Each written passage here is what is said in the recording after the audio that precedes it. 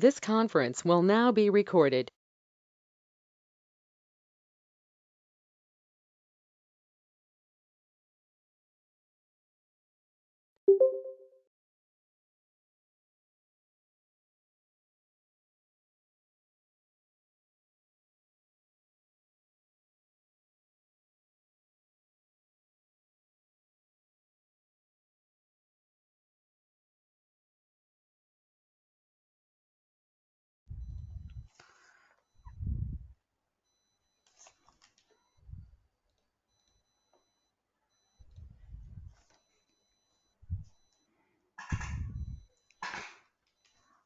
Well, since I hope everyone is here and we have a lot to cover, we really should begin today's virtual conference, the day two.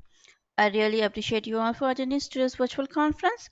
A very good morning, good afternoon, or good evening to one and all present here virtually with me today. Let me introduce myself. My name is Clara McBroom, Conference Secretary at Coalesce Research Group LLC, and I will be available for any of your queries or questions throughout the webinar to help you out technically and organize the webinar successfully. I would like to thank all the attendees and participants of today's virtual conference on 8th European Congress and Nanotechnology and Nanomaterials, and I hope you enjoy the webinar and gain the knowledge from the sessions today. We also hope your participation will contribute to new research findings and that will lead to new collaborations and research initiatives. Before we start with the session, I guess some of you will be new to GoToMeetings app. Let me just explain you the important tools required for the presentation. On the GoToMeetings app or a web page, you can find four icons at the bottom center: mic, camera, screen, and end button. The mic button, click on that to mute or unmute yourself. I request you all to stay muted while our speakers are presenting their research work so that it does not cause any disturbance to them. Camera button, you can use this button to share or unshare the web camera. If you have the option to share the web camera, you can do it and it's completely your choice. The screen button, you can use this button to share your screen. This is the main part during your presentation. After I call your name from my side, I will be making you as a presenter and will give you the permission to share your screen. Then only you will be able to share your screen. So once I make you as a presenter, you can click on the screen button and you will find a pop-up window to share your screen. In that window, please select the entire screen while sharing. The end button, it is your fourth icon where you can use this to leave the session. On the top center, you can use the options to change your display settings. At the top right corner, you have three icons: people, chat, and settings. In the chat option, you can chat with me or any other participants. For the, for the settings, you can use this button to check for the settings of your speakers and microphone. So as I mentioned, kindly remain muted during the presentation so that the presenters does not get disturbance. And for any questions, or you can ask the questions or you can send your questions in the message box too. Well, let's not take much of your time. Finally, I would like to request you all to please give us a brief introduction about yourself before starting with the session so that we can know you about virtually. Now let's move on to our sessions. The first presenter is Dr. Changxing Chen from Shanghai Jiaotong University, China. Hello, Dr. Changxing. Are you ready with the presentation? Can you hear my voice? Yeah, you are Uh, audible. Now I'm making you as a presenter. Kindly click on the screen button to share your screen, please. okay. Can you see my screen? Yes, your screen is visible. Can you make it as a full screen mode? Uh, may I Yes, begin? yes, it's perfect. Uh, You can start your presentation. okay, thanks. Hello, everyone, ladies and gentlemen. I'm glad to have a presentation here. I'm from research group of Professor Changxin Chen in Shanghai Jiaotong University. Today, my topic is preparation and high performance electronic device of black phosphorus nanoribbons. So let's begin. Presentation today, there are four sections in my presentation. First of all, I will give a brief introduction of the materials that we used in the research, which include their structures and properties. Secondly, based on the excellent properties of the materials, we use them to construct heterojunctions, and they exhibited a diode-like characteristic. Next, we use a laser to illuminate the junction area. The device shows the photovoltaic properties. And then we use the properties to calculate the important factors of the photodetectors. Finally, I will give a summary about my research. The first section is the introduction. You know, black phosphorus and carbon nanotube have great application potential in diodes and detectors. The figure in the left is the BP structure. You can see that BP is a nanomaterials with a layered structure composed of picked monolayers of phosphor. The image is the bulk BP crystal prepared by our research group. It has large characteristics that is used for building the electronic device. First of all, they have high power mobility. As for these characteristics, it will be able to ensure the high speed of the device. Secondly, it has a direct bond gap of 0.322 electron volt. The BP is a tunable bond gap materials. It is also a good interfered light absorbing materials, which will enable the detector potential. As for the single-walled carbon nanotube, it is a seamless hollow tube formed by graphene sheets rolled up from carbon atoms. They also have many characteristics. They have excellent strength and flexibility. They also show the strong photoabsorption range from ultraviolet to infrared.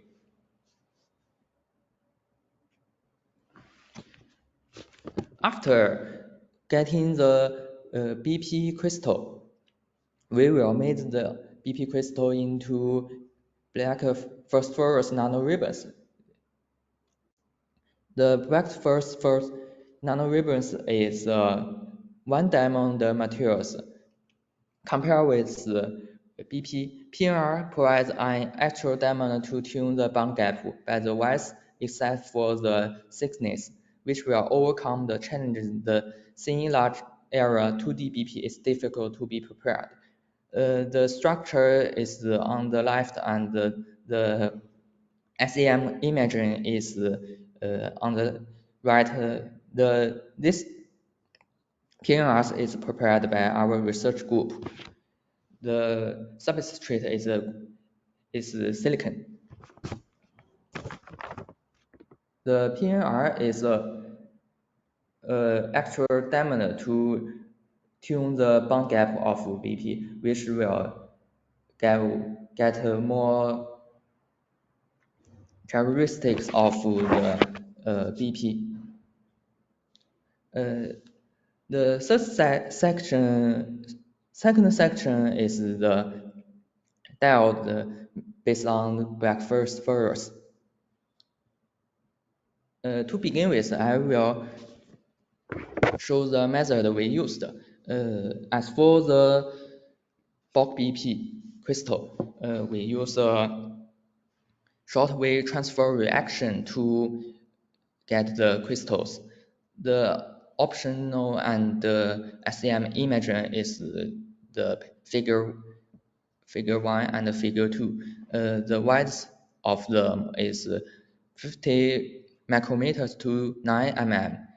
Their length is 3 mm to 20 mm. The thickness of the BP crystal branch is a few micrometers to 10 of the micrometers. After getting the bulk BP, we use the mechanical explosion to get 2D BP. Here is the SEM image of the 2D BP we obtained. It's a large area and the thickness is very thin. From the XRD of the bulk BP, it shows three peaks of the BP, which indicate the prepared BP is of good quality and it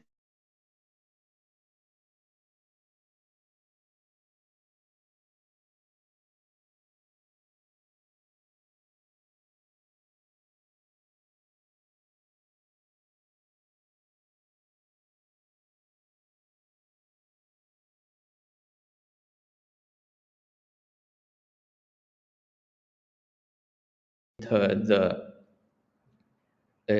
defect in the SWCNT is few, and the obtained film is of good quality.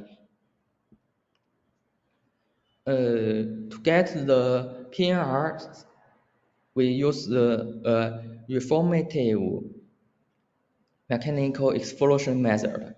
This is a method composing tape and PDMS substrate to explode the bulk BP crystal to prepare high quality, narrow, and direct PNRs with small edge for the first time. First, you can see the figure A. The particularly exploded PNRs were first formed on the 6BP fix via the tap explosion. The figure here is the zoom in the figure. The PEPNRs were exploded by the tape. And after that, the tape with the PEPNRs was pressed onto the PDMS substrate and then turned off. They were further peeled off to acquire PNRs via the PTMS explosion. Finally, the resulting PNRs were transferred from the PDMS to the silicon substrate by conventional dry transfer way. These steps were our reformative mechanical explosion method. The key to the explosion is the frequency of the tape explosion. We use about 3 to 5 times to get the PNRs. The PNRs is of high bond gap, even to 2 electron volt. So after preparing the bulk BP and the SWCNT film, we use the two materials to construct the heterojunction of BP SWCNT. They showed diode-like properties. The bulk BP was first placed on the silicon substrate and the SWCNT film was transferred to the bulk BP by wet transfer method. After that, we fabricated the AU to the two set of the materials and the diode is formed. The next figure is the optical image of the fabricated device. After that, we have a test to get the IV characteristic Q at a gate voltage of 0. It shows a very high reflection ratio, about 43,000. To get more parameters of the obtain the device. We use this formula to fit the line. We got an ideal factor of 1.4 and a current of 20p ampere and the resistance of 200 kilo ohm. After testing the IV characteristic, we add some gate voltage to the device. Mainly we added 10 and 30 watt. The reflection ratio decreased to about 20,000 and 1,000 respectively. This diode shows a very good reflection ratio and gate tunable capabilities. The physics behind the reflection ratio is explained by the energy gap shown here. Under the forward bias, the holes will transform from the BP to SWCNT with a small barrier. You can see the barrier to SWCNT is very small. And for reverse bias, a large short gate barrier for holes was formed from the SWCNT to the BP. Under this condition, the forward bias have a large current and the reverse bias have a very small current, which shows a diode-like properties. After increasing the gate voltage, you can see the red line in the two band gap diagram. Under the forward bias, the whole concentration of the BP decreased because of the gate voltage, and the whole current of BP from BP to the SWCNT will decrease. And under the reverse bias, the thickness of the short wave barrier increased. You can see here. It's thicker than the black one. The whole current from SWCNT to the BP will decrease too. Thus, the gate tunable capacity is shown here.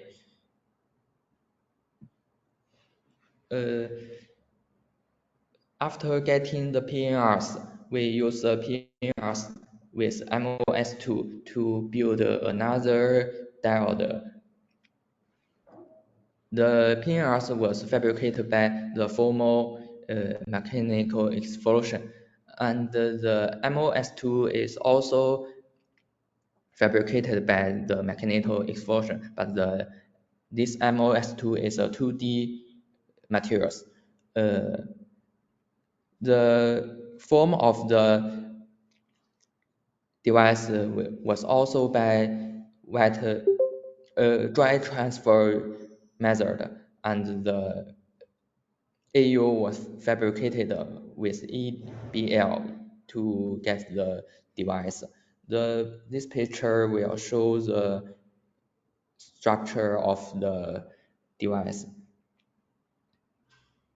The overlap area is here. And we also tested the reflection ratio. The array curve shows that the PNR MOS2 is also a diode like the characteristic. It has a reflection ratio of about 300 under VDS of 3. And by fitting, it was also obtained that the ideal factor N of 1.16 and the resistance of 0.8 million ohm. The fitting formula was the same as the formal one. It This device is also shows that the PNR MOS2 shows a good characteristic of reflection. In the third section, we will introduce the interfered detector based on BP. We use the laser to illuminate the junction area. Here is the structure of the detectors. The SWCNT film is also on the bottom, and the 2D BP is above the SWCNT, and the junction area in figure 1 here is the blue box here. We also measure the thickness of the SWCNT and the 2D BP. It was 29 nanometers and 12 nanometers respectively. The fabrication details was nearly the same as the former one. We use 1055 nanometers wavelength laser to test the interfered detectors. The three figures show the characteristics of the detector in dark and under illumination. From the figure 1, we test the every curve of the device. It is in the dark and under illumination when gate voltage was 0 watt. You can see the line in the here and here. This is the photo-generated short circuit current and open circuit voltage. The open circuit voltage is about 0.34 watt. It is large and can compare with the others. After the test of the light, we also test the gate tunable capability about the interfered detector. It also shows the gate tunable. We tested them in this condition, and we got a high I-off ratio of about 500.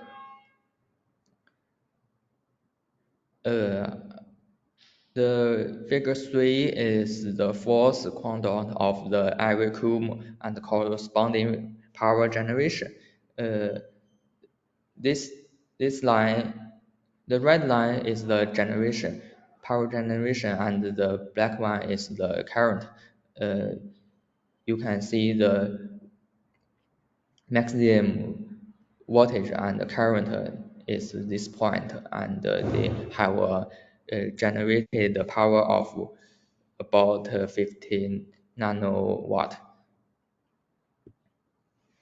To get more parameters of the interfered detectors, we also calculated the eta, that is internal power conversion efficiency, and the FF is the field factor, and the photo responsibility and the specific detective. The eta is calculated to be 7.5%, and the FF is calculated to be 0.41. The R is 0.52 ampere per watt, and the D star is calculated to be 3.1 billion joules. Our detector shows a high responsibility.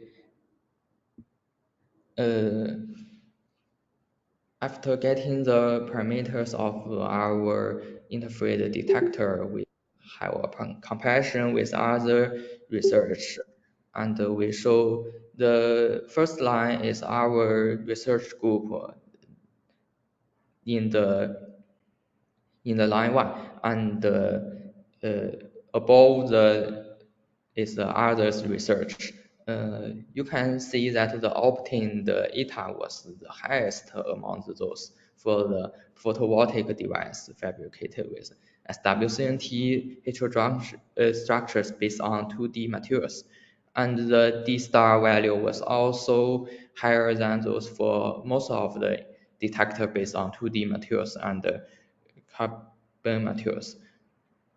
Uh, our detector based on infrared wavelengths, and the device type is photovoltaic.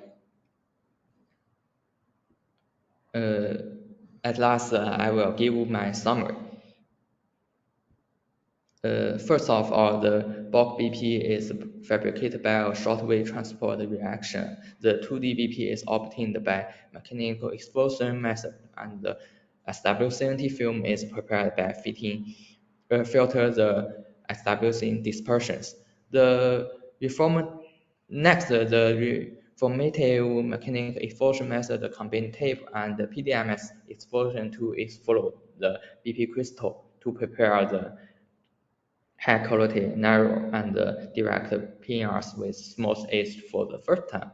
Uh, the third one is we developed the BP SWCNT vertical heterojunction and made diode and detectors for the first time to use the two materials. The obtained diode exhibited a high refresh ratio of about 43,000, and the detector shows a high eta and a high distal. Thanks for your listening.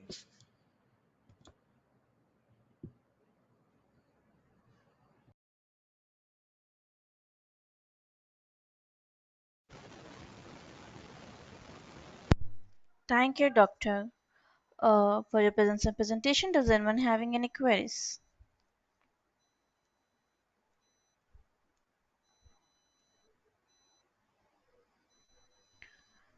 I hope there are no queries. Once again, thank you, Dr. Shingjin Chuan, for your presence and presentation. Thank you, thank you. Now, now let's move on to the next presentation. Is from Dr. Chandresh Harishan Gugu from University of Nigeria. Nigeria. Hello, Doctor. Are you ready with the presentation?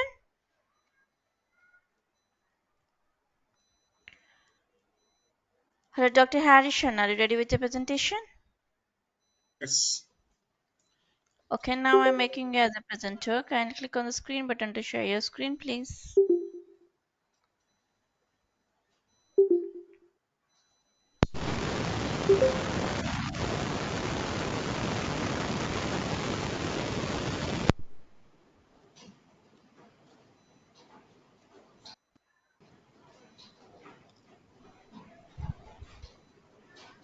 Your screen is shared. Please open your PowerPoint presentation.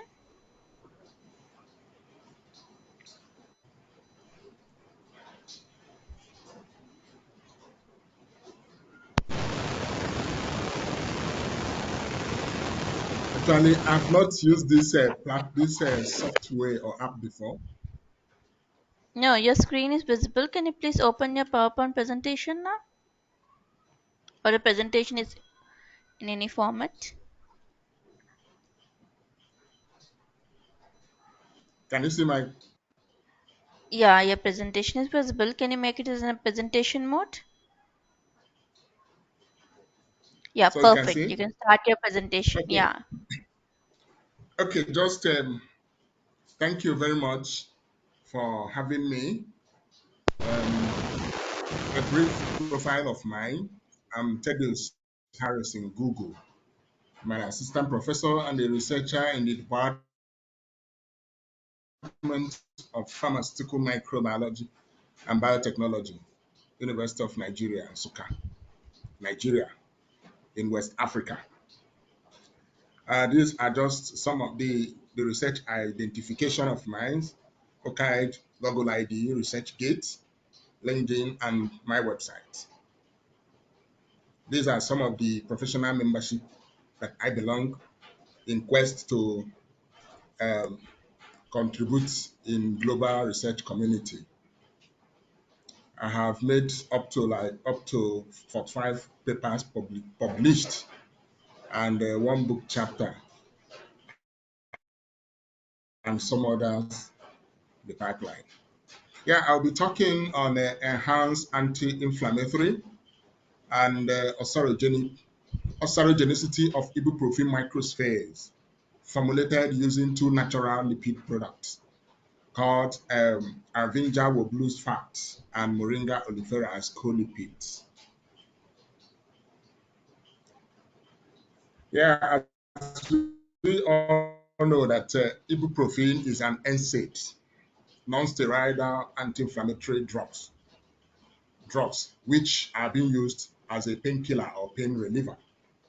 And also, when we talk about pains, it's all about inflammation or resultant effect effect of inflammation. And it is being used as one of it. Then these includes pain menstruation periods, migraines, rheumatoid arthritis, etc. It may also be used to close veteran duct arteria in premature baby.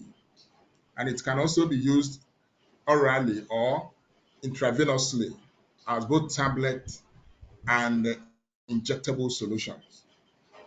As I say that NSAID, you can say NSAID are being used against the the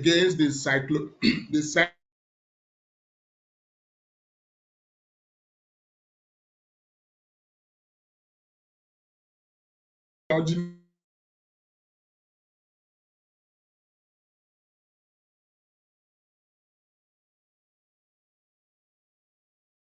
and we can see some different NSAIDs and their target effect, which our own ibuprofen and non-selective NSAIDs that decreases risk for the cardiovascular event. Then also increase the risk of GIT side effects. Then and other NSAIDs. But our major interest is based on the ibuprofen, based on the out of shelf of this ibuprofen currently in treatment or handling anti-inflammatory drugs. Examples of these NSAIDs, as I mentioned, we have aspirin, we have a diclofenac, we have paracetamol, and so on. And all these anti-inflammatories are being used currently more than ibuprofen, especially based on its side effect and drug repurposing. Delivery system of this ibuprofen, there are so many ways that this ibuprofen can be considered or can be delivered. But in our research, we decided to deliver this ibuprofen using lipid matrix called in form of lipospheres. We did that considering the fact the insolubility or solubility profile or solubility problem of this ibuprofen. So we need to, and also the effect of this ibuprofen. In that case, we need to encapsulate this ibuprofen. We need to enhance this ibuprofen solubility and bioavailability, which led to our consideration of using a lipospheres to deliver this ibuprofen.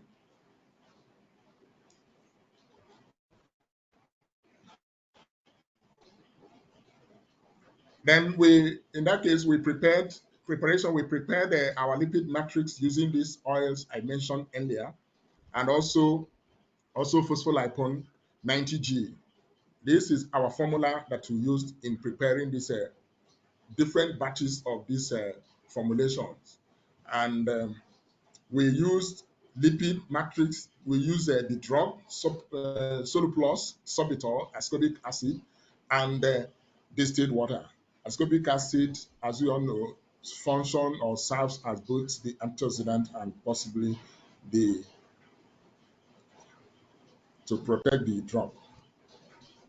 Then we prepared our uh, product or our microspheres using a hot homogenization techniques or hot homogenization method, where we prepared both the aqueous and the aqueous and lipid phase, increasing the temperature, maintaining the temperature.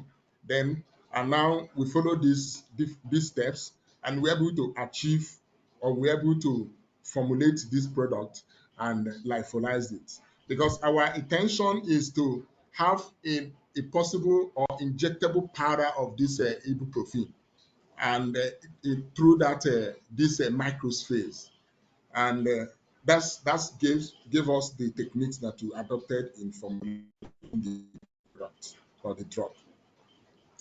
Then we evaluate after the formulation. We evaluated this the ibuprofen microspheres. We did both physical characterization, chemical and biological characterization, and we check the pH, we check particle size, because particle size particle size is a critical factor when you prepare or when you formulate drug that needed to either deliver by injectable, or needed to be delivered by inhalation, as the case may be. In any powder drug delivery, uh, particle size, pH is very much important and paramount. And also, we equally carried out the differential scanning calorimetry to check the thermal effect of this drug in this formulation, or how these lipids can affect the formation of this drug in the system.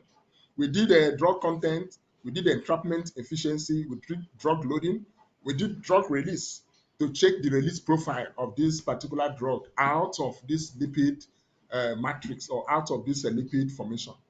Then we equally did anti-inflammatory studies in vivo using a rat paw edema using animal. Then also we did an anti-ulcer to check the gastroprotection effect of this ibuprofen, still using animal. And we got ethical approval of the University of Nigeria, Nsukka, before using this animal to do this work. At the end of the formulation, we were able to recover a reasonable percentage of these products that, as I said, we formulated different batches, both with the drug, different concentrations of the drugs, and without drug. And so we're able to record a reasonable up to 80 something to 90 something percentages of different batches of this our formulation. Then at the end of the day, we also the pH. We equally look at the pH of this formulation at within 2 months, 1 to 2 months, for us to be able to ensure the stability, the pH stability of this product. And at the end of the 2 months studies, we were able to find out that the pH could not necessarily vary. It could not, or reasonably or significantly varies. It is still maintained within 5 to 7, 1 to 5, 1 5 to 7. So there was no much variation from the day one of the formulation and the last day of the 2 months studies, because we also know that pH is also a critical factor when you are constraining any drug that will be administered in vivo, either by, especially through injection. It is also, the pH is a critical factor in order to ensure that the drug is not precipitated out when it is being administered in vivo, or that the drug does not complex, or the drug does not interact negatively when it come in contact with external or internal pH. Then also the particle size analysis, we equally have both lyophilized and unlyophilized. We check this product at the end of the formulation. We did a particle size analysis prior to the lyophilization and after lyophilization. And we were able to also record that the the the size does not also vary significantly between the lyophilized and the afterlife unlyophilized formulation within the across the whole batches of the formulation, which give a credence to the batches or the formulation that we did, that the techniques or the method we use could not necessarily affect the charge or affect the size distribution or affect the size distribution of this drug in the delivery system. Then this is a photomicroscopy. We before lyophilizing this compound, I mean this drug, we look at the photomicrograph or photomicroscopy to check the distribution of this drug within the system before lyophilization and also even after lyophilization. So and we were able to find out that our drug, because just like I said, in this is drug, loaded and unloaded, loaded drugs, lipids, different lipids because we use different lipids. Then this is our drugs, our formulation with different concentration. As you can see that the drug formulation of the ibuprofen liposphane was able to give evenly distribution of the particles within the system before and after lyophilization. Then the entrapment efficiency and the loading capacity. Also, the entrapment efficiency is also a critical factor that are being considered when a drug, or especially the lipophilic drugs, are being delivered using this lipid matrix. How can this drug be entrapped into this system and be able to deliver the drug accordingly, and also the loading capacity? And we were able to record a reasonable that batch A1, A2, and B1, B2, B3 gave us the highest entrapment efficiency. Also, the loading capacity, we were able to record a reasonable loading capacity within the batches being formulated. Then the thermal studies, the DSC, where this is going by this. This A is our drug. As you can see, the peak of the drug. Then we find out that the drug show the determined peak. We equally look at the fat. We equally look at the fat here. The Arvinga would fat, the Moringa, and the phospholipid 90G, which is the D. Then we equally look at the formulation, and both different concentration being loaded there and other lipid matrices being used. We find out that considering this a pure drug and our formulation which is E and E and H, we still find out that our drug, our drug is still being stable in the system across when we compare it with the pure drug in the pure drug. Then the release profile or release kinetics, we equally did a release kinetics up to 14 hours to check the release profile of this drug, and we were able to record up to 60 to 80% of the drug being released within that period. Bear it in mind that this drug, we equally look at how can we reduce the intermittent regimen of this drug by enhancing the sustainability of this drug in the system, whereby what we call the sustained release. So you can see that within this long period of time that the drug was able to release maximally, and within in our using different the different lipid matrices being used. So this one is being formulated using the Ivinga Woblus fact, while this one is being contain the fact and the phospholipo 90G. So we did that comparative studies in order to ensure the better delivery system that can help in this ibuprofen repurposing and delivery. Then we did, as we say, the anti-inflammatory studies. We checked the uh, uh, uh, the inflammation or inflammatory inhibition using the Rackport enema, where we used animal, we inflicted the the inflammation on the animal, and administered and watched this at time interval up to 6 hours to check the reduction of the inflammation. And we were able to record a reasonable inhibition of these formulations across within the 6 hours of the studies. You can see this is 6 hours. We recorded up to 90% inhibition, and the form 90% inhibition within 5 hours in that trajectory. We're able to record a reasonable a reasonable inhibition across our system.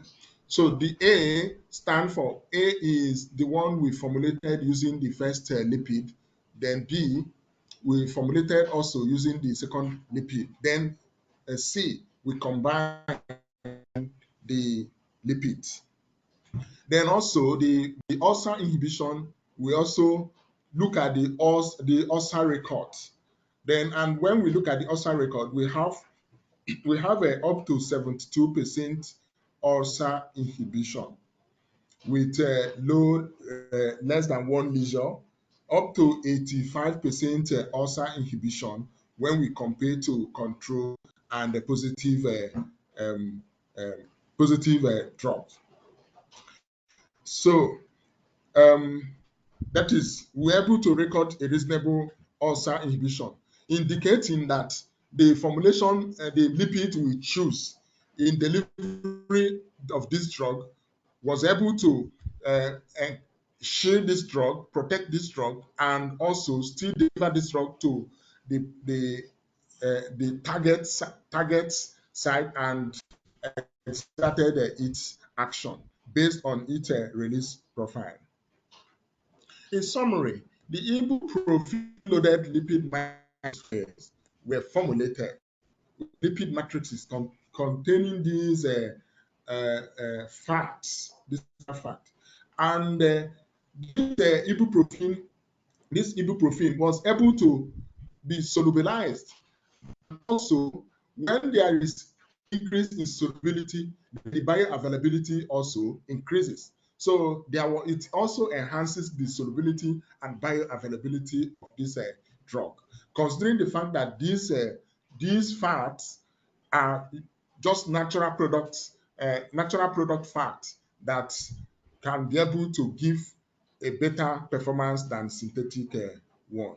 Then the in vitro in vivo studies carried out were able to record a good physiochemical, physiological, and gastroprotective properties and sustained release property of this formulation daily during the studies or administration.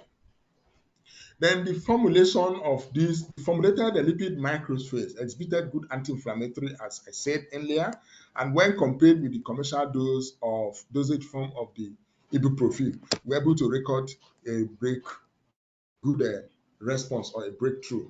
Also, and ulcer inhibition. These are some of our few references we chose in this write-up. Then this work has been published in BMC Complementary Medicine I think the work was published, I think by June this year. It has been published in this article or in this journal, sorry. Then acknowledgement, I want to just thank the organizer of this conference, especially Kathy Allen, who has always who has kept in touch, not minding the sometimes the resistance. Like yesterday, I supposed to present this work, but unfortunately, currently I'm in Asia, far Asia, and I traveled from Africa, uh, which it is a very long journey for me, and with a lot of delays and so on and so forth. Which initially I did not have a plan for this travel, but I have to make the travel because it was inevitable for me. I really thank her for keeping in touch and ensuring that I made this presentation, and all the audience and other conference participants who have listened to me in this small presentation. Thank you. This is a surface of my university. As I said, University of Nigeria is the first indigenous university in Nigeria after our independence in 1960. I studied there from my bachelor degree to PhD level, and I work in that university. Thank you.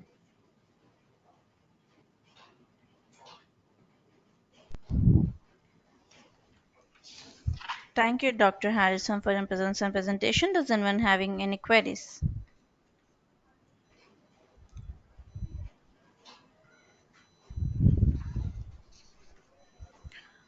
I hope there are no queries. Once again, thank you for your presence and presentation. Now let's move on to the next presentation. Is from Dr. Manish Sharma from Malawiya National Institute of Technology, India. Hello, Dr. Manish. Are you ready with the presentation? Yes, ma'am. Can I share? Okay, now yes. Now I'm making you as a presenter. Kindly click on the screen button to share your screen, please.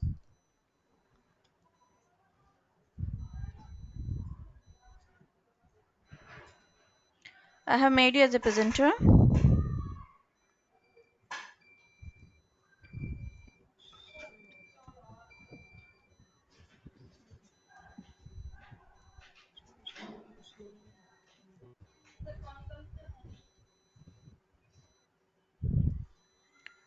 Have I have made you as a presenter? Ma'am, wait a moment. Okay. Your screen is shared. Can you please open your PowerPoint presentation?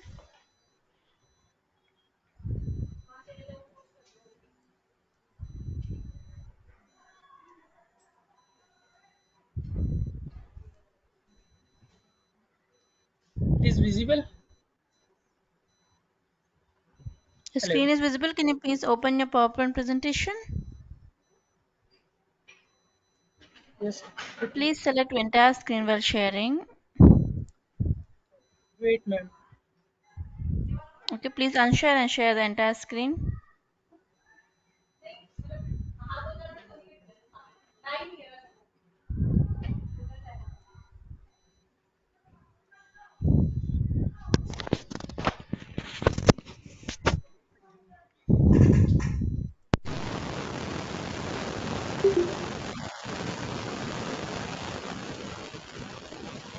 It is visible, ma'am? Your presentation is visible. Can you make it in the presentation mode? Okay. And today I'm going to my presentation on the topic on the magnetical separable Hello, nanocomposite. Dr. Manish. Can you make it in the presentation mode? Sorry, Can you make it is it is not in a visible or visible? presentation mode? No, it is Okay, not in full screen mode. Please start your slideshow. It's perfect now. it is perfect. Hello. Yes, it's perfect. Yes, it's perfect. You Okay. can start now. My topic is magnetical separable nanocomposite bricks for radionuclide absorption from aqueous solid. Under the supervision of Professor Ragini Gupta, Department of Chemistry and Material Research Center, and co-supervisor is Dr. Vikaschandra Janu from the DRDO, Jodhpur. These are now the content for the explanation, introduction, synthesis of adjournment, characterization, absorption studies, conclusion, and acknowledgement. Introduction. Thorium is an actinide which is occur as a one of the natural composition of the earth crust and generally concentrate in the some thorium-bearing minerals such as monazites and rutile and thoriumate. Particularly, thorium can even be up to 20% in monazite, thus making a monazite the most important source of thorium. And thorium is considered the potentially nuclear fuel and provide for an alternative of to the uranium. Such the thorium-232 can be converted into the uranium-233 by a neutron and irradiation. However, thorium is hazardous for the respected to the both radioactivity and toxicity.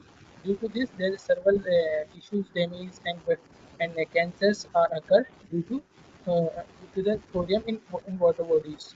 Recently, several nanoscience adsorbent have been reported by the many research groups for the application of pollutant removal.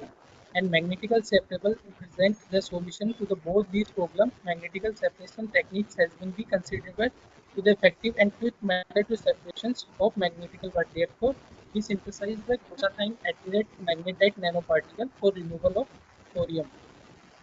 First, we synthesize a magnetite, then synthesize the composition of glutathione at the rate magnetite adsorbent. And first, by this co-precipitation methods, first we take the FeCl2 and FeCl3 in the ratio of 1:2 and sonicate 60 degree for 1 hour, and after the pH set 9 to 10 by the adding the NaOH using the 0.1 NaOH and sonicate further 30 minutes, and we get the magnetical nanoparticle. After the magnetical nanoparticle, we goes through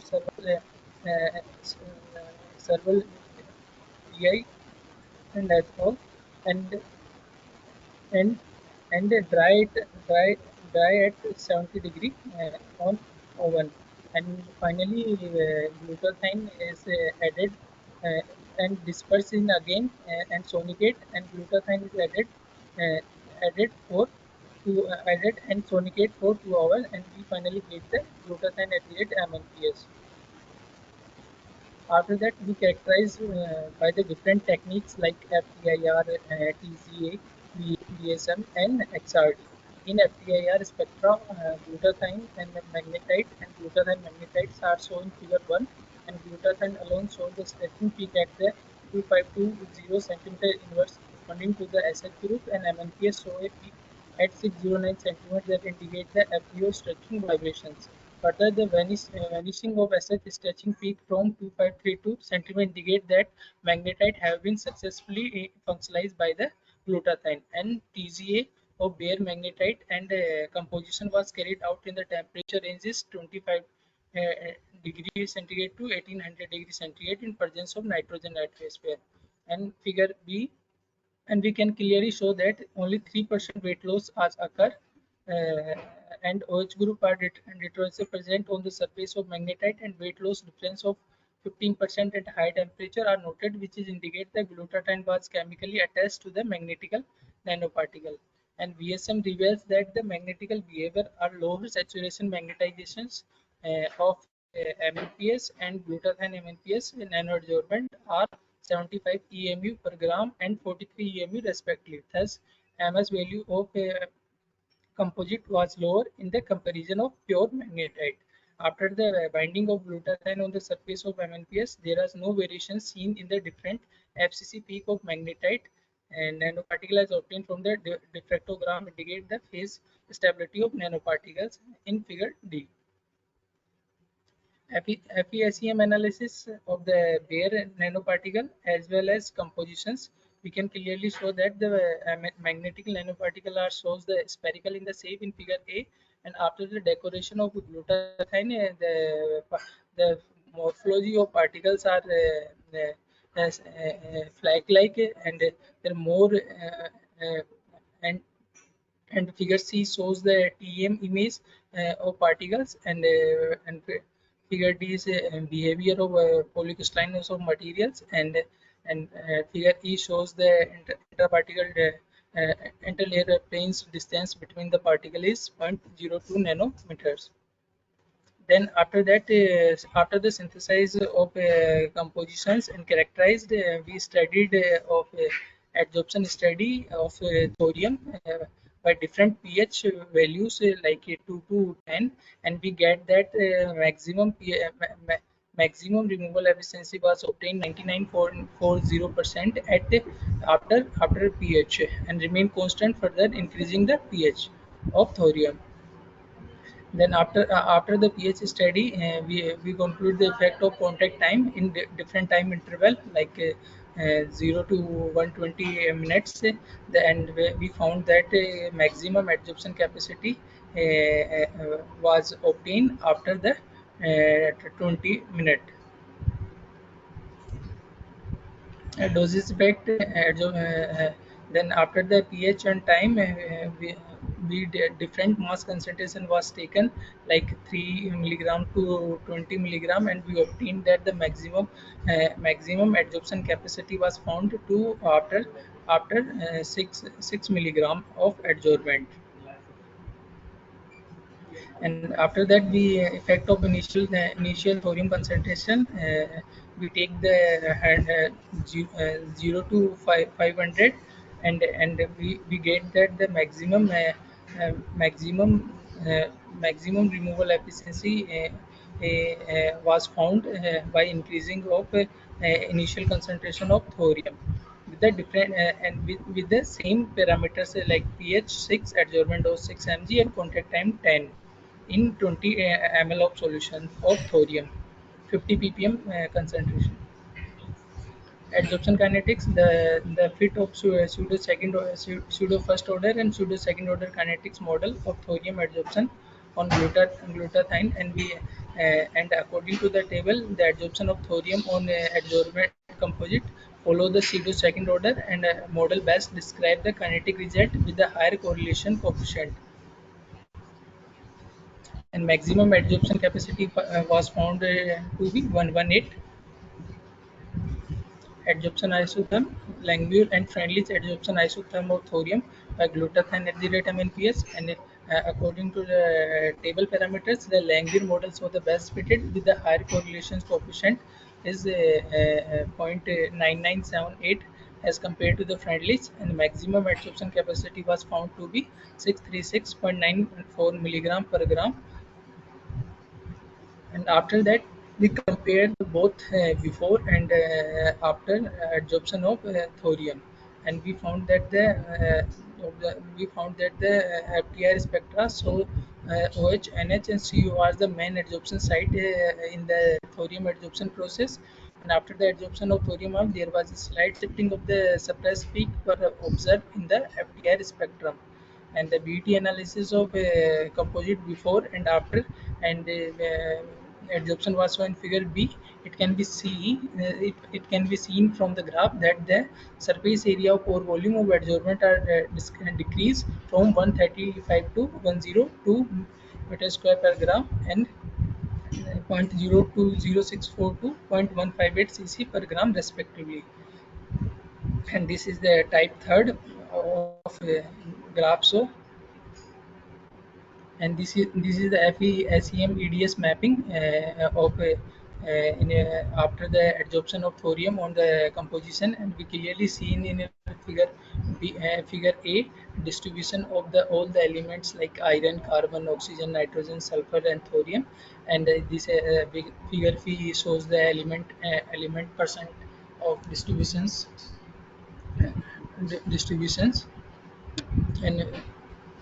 and these are the iron, carbon, oxygen, nitrogen, sulfur, and thorium distribution on the surface of the compositions. XPS survey scan, and in the before adsorption of the composition, we clearly seen that the irons, oxygen, and nitrogen, and carbon, sulfurs are the main elements are present. And after the adsorption of thorium, the peaks are significantly aware at around 3 350 350 approximate electron volt. And XPS, and this is the short skin survey of XPS, and we can clearly visible that before the adsorptions there are several peaks of with iron, oxygen, carbon, and nitrogen and sulfur, and after the adsorption peaks were slightly shifted and new peaks are appear for thorium at 334 and 342 electron volt. And after all of these results, we also studied the mixed radionuclides study like thorium, uranium, cesium, strontium, and we found that the maximum removal efficiency was obtained thorium, then was obtained is 99.4 percentage, and uranium is found that 95.32%, and cesium is 14%, and strontium is 10%. And desorption and regeneration study also were taken, and the maximum 10 cycles we are repeated of this composition. After that, interference ions study on the thorium adsorption with the different ions like HPO4 to Na plus K plus chlorine minus Ca2 plus Mg2 plus and fluoride of 50 ppm solution, and on the adsorption of thorium onto the glutathione MNPS has been examined at the optimum condition as PS6 and 10 minutes of 6 mg and 20 ml of 50 ppm of thorium. Conclusion: the adsorption study revealed that the adsorption depends on the pH, contact time, temperature, and amount of adsorbent, and the maximum adsorption capacity was is found is 636.9 milligram per gram when the thorium was adsorbed on the surface of composite for 10 minutes at room temperature at pH 6, and after the composition it can be easily recovered from the thorium loaded composite by the external magnet and reuse up to the 10 consecutive cycle for further thorium adsorption, which is indicate that adsorbent can be used be highly effective material for the adsorption and regeneration of thorium from water. These are my the list of publications. Acknowledgement. I would like to thank to my supervisor, Professor Ragini Gupta, and co-supervisor, Dr. Vikas Chandra Janu, for their guidance. And I also acknowledge the MHRD for the Junior Research Fellowship, and I acknowledge the DRDO Jodhpur for providing the interactive coupled plasma optical emission spectroscopy facilities, and MRC for providing the spectral facilities. Thank you. Jai Hind.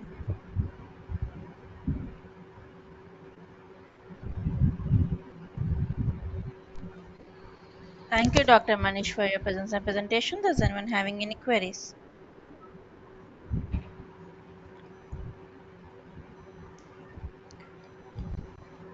I hope there are no queries. Once again, thank you, Dr. Manish Sharma, for your presence and presentation. Thank you, Now, ma'am. let's move on to the next presentation is from Dr. V. V. Venmata from VR Siddhartha Engineering College, India. Hello, Dr. Venmata. Are Yes, you ready with the yes, presentation? okay. Yes, okay. Okay, now I'm making you as a presenter. Kindly click on the screen button to share your screen, please.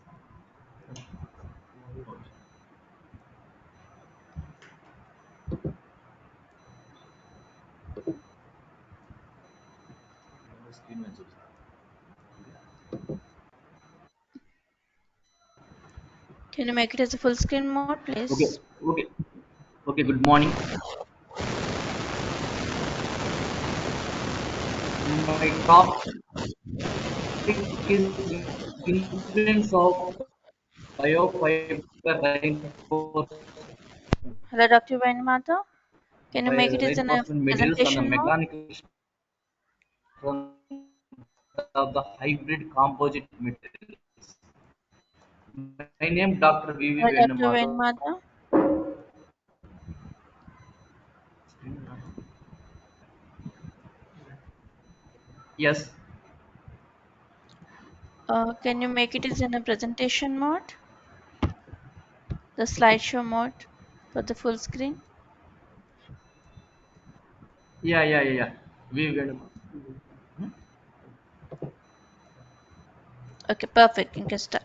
Yes. Continue your My presentation. topic is influence of biofiber reinforcement materials on the mechanical strength of the hybrid composite materials. My name is Dr. V. V. Venumadhav, Assistant Professor, VR Siddhartha Engineering College, Andhra Pradesh State, India. My agenda, my topics are background, objectives, experimental methods, and results. Background. The interest over the custom-made materials with desired properties lead to the development and usage of the composite materials. The properties of the composite materials depend on their composition and its manufacturing process. Partial and fully biodegradable composite materials are of greater interest. The usage of natural and plant-based materials makes the composite materials biodegradable. Objectives: the present study investigates the effect of the weight fractions of the banana and pineapple fibers.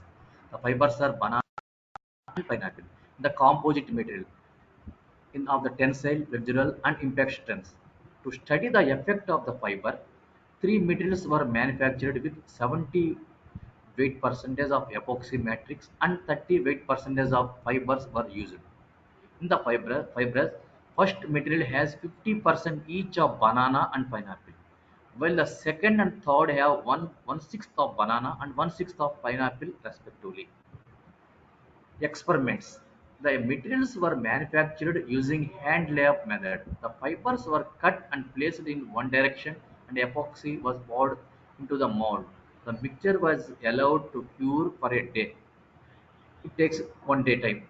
Tensile test was conducted using tensometer as per ASTM standard D3039-76. The impact and flexural tests were conducted as per ASTM D256 and ASTM D790 respectively. Results: the results came. Each experiment was conducted for 5 times and the mean results were reported. I conducted 5 times each. The tensile strength is higher for composite with a larger pineapple concentration. The results are similar for all the three materials. This is my results. Tensile strength. This is x-axis, this is y-axis. Tensile strength MPa megapascal. The maximum tensile strength is 31.56 megapascal. Banana fiber have better strength compared to pineapple. Banana fiber have better strength. Increase in the banana content increases the tensile strength. This one. This is 50% each. This is one-sixth of banana and remaining is pineapple. Here one-sixth of pineapple and remaining banana. Flexural strength. Highest flexural strength is 49.0 megapascal. Banana fiber have better strength. Increase in the banana content increases the flexural strength. It is 50% each and one-sixth of banana and one-sixth of pineapple. Next, third, impact strength. Largest impact strength is 10.6 joule per meter. Banana fiber have better strength. Increase in the banana content increases the impact strength. This is 50% each. This one-sixth of banana, remaining is pineapple. Here one-sixth of pineapple and remaining is banana. Conclusions: the addition of the banana and pineapple increased the mechanical strength of the composite materials.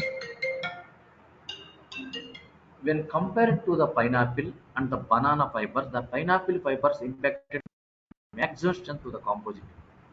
Thank you. Any queries?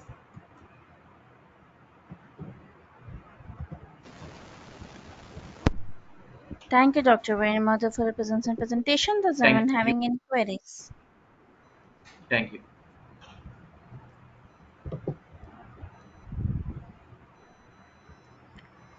I hope there are no queries. Once again, thank you, Doctor, for your presence and presentation. Now let's move on to the next presentation is from Dr. Ik Batisha from National Research Center, Egypt. Hello, Dr. Batisha. Are you ready with the presentation?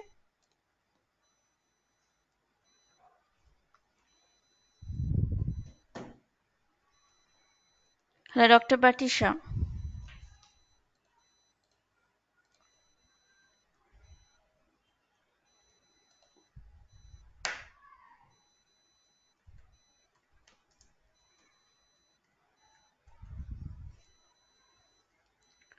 We just got a message from Dr. Batisha. She is coming online. Let's wait for a few minutes for her.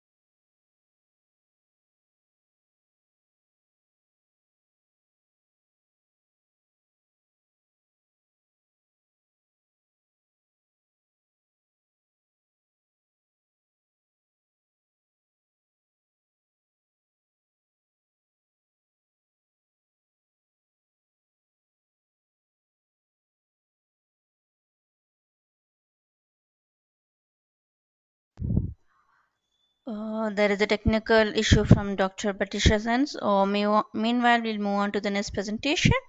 The next presentation is from Dr. Prabhat Kumar Maiti from Regional Testing Laboratory, India. Hello, Dr. Prabhat Kumar Maiti, are you ready with the presentation?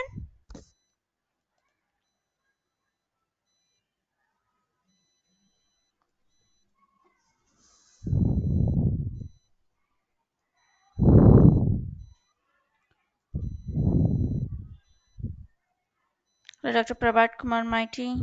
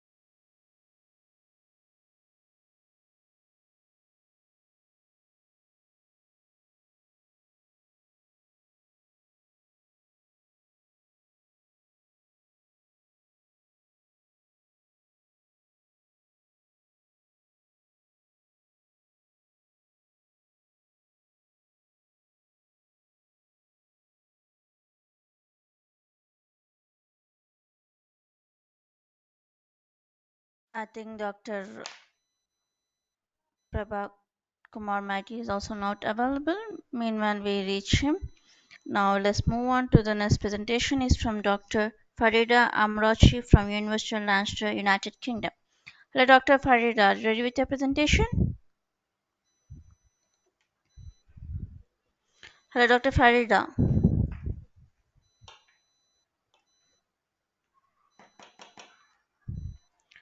Hello, Dr. Farida.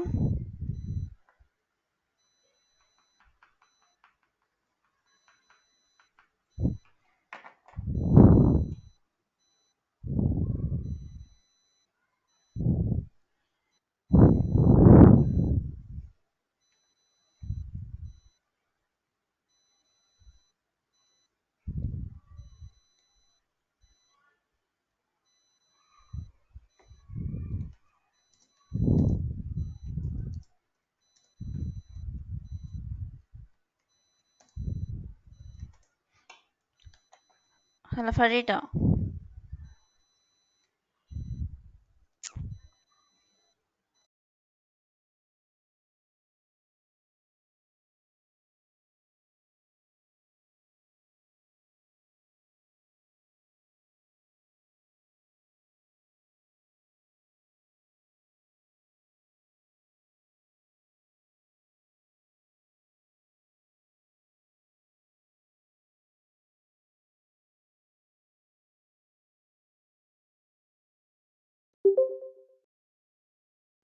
Yes, Dr. Prabhat Kumar Maiti is. Are you ready with your presentation now? Hello, Dr. Prabhat Kumar Maiti.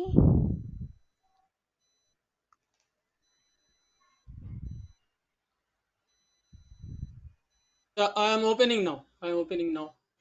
Okay, now I'm making you as a presenter. Kindly click on the screen button to share your screen, please.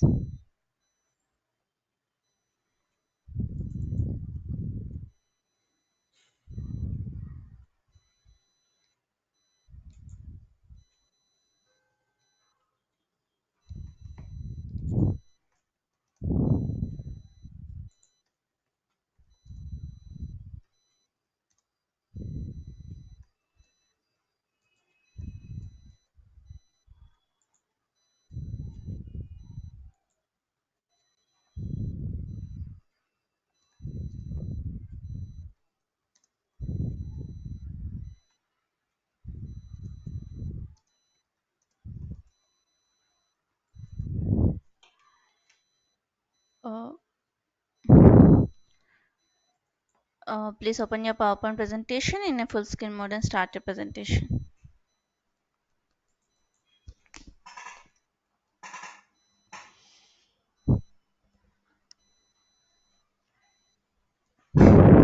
Hello, Dr. Maiti, are you there? Yeah, yeah, yeah. Perfect. You Is can it okay? start your presentation. Yeah, it's Yeah, perfect. You can start your presentation. yeah. Hello, I am Dr. Prabhat Kumar Maiti. Uh, I welcome you all to my presentation on uh, dielectric behavior of blended mineral oil with vegetable ester containing titanium dioxide as nanoparticle. See, um, I am belong to Central Power Research Institute, a government of India organization engaged in this testing, consultancy, and research work in electric power field.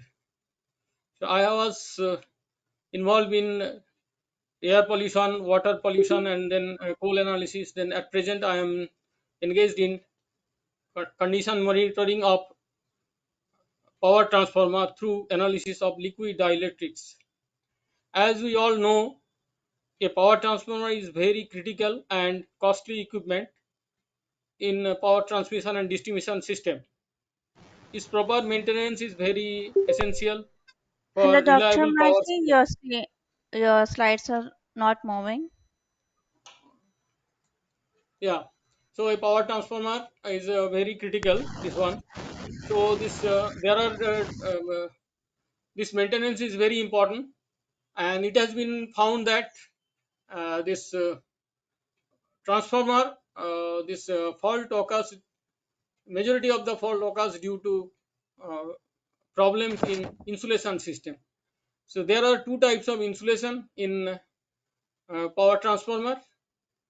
One is liquid, other is solid. So here we are going to discuss on liquid insulating oil. Generally it is called transformer oil. So worldwide this mineral based petroleum based transformer oil is being used, which was discovered in 1890. That was in paraffinic form. Then later in 1925 this naphthenic form has appeared, has been introduced. Then it was, though it was a very good, this one we can see here the structure: naphthenic, this is paraffinic, then this is naphthenic type of compound. Though these compounds are considered to be good, but see, there was a need of further improvement, especially this stability, oxidation stability. The compound should be more stable than what we have.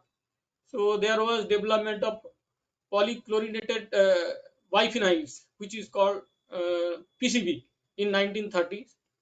But later on, due to this hazardous in nature, so it was banned.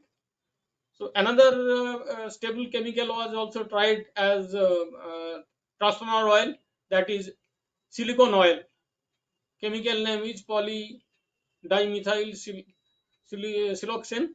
So that was also tried. So that is a very stable compound, but what has been found that in a transformer, when some fault like partial discharge (PD) is occurring, so there is a formation of gel.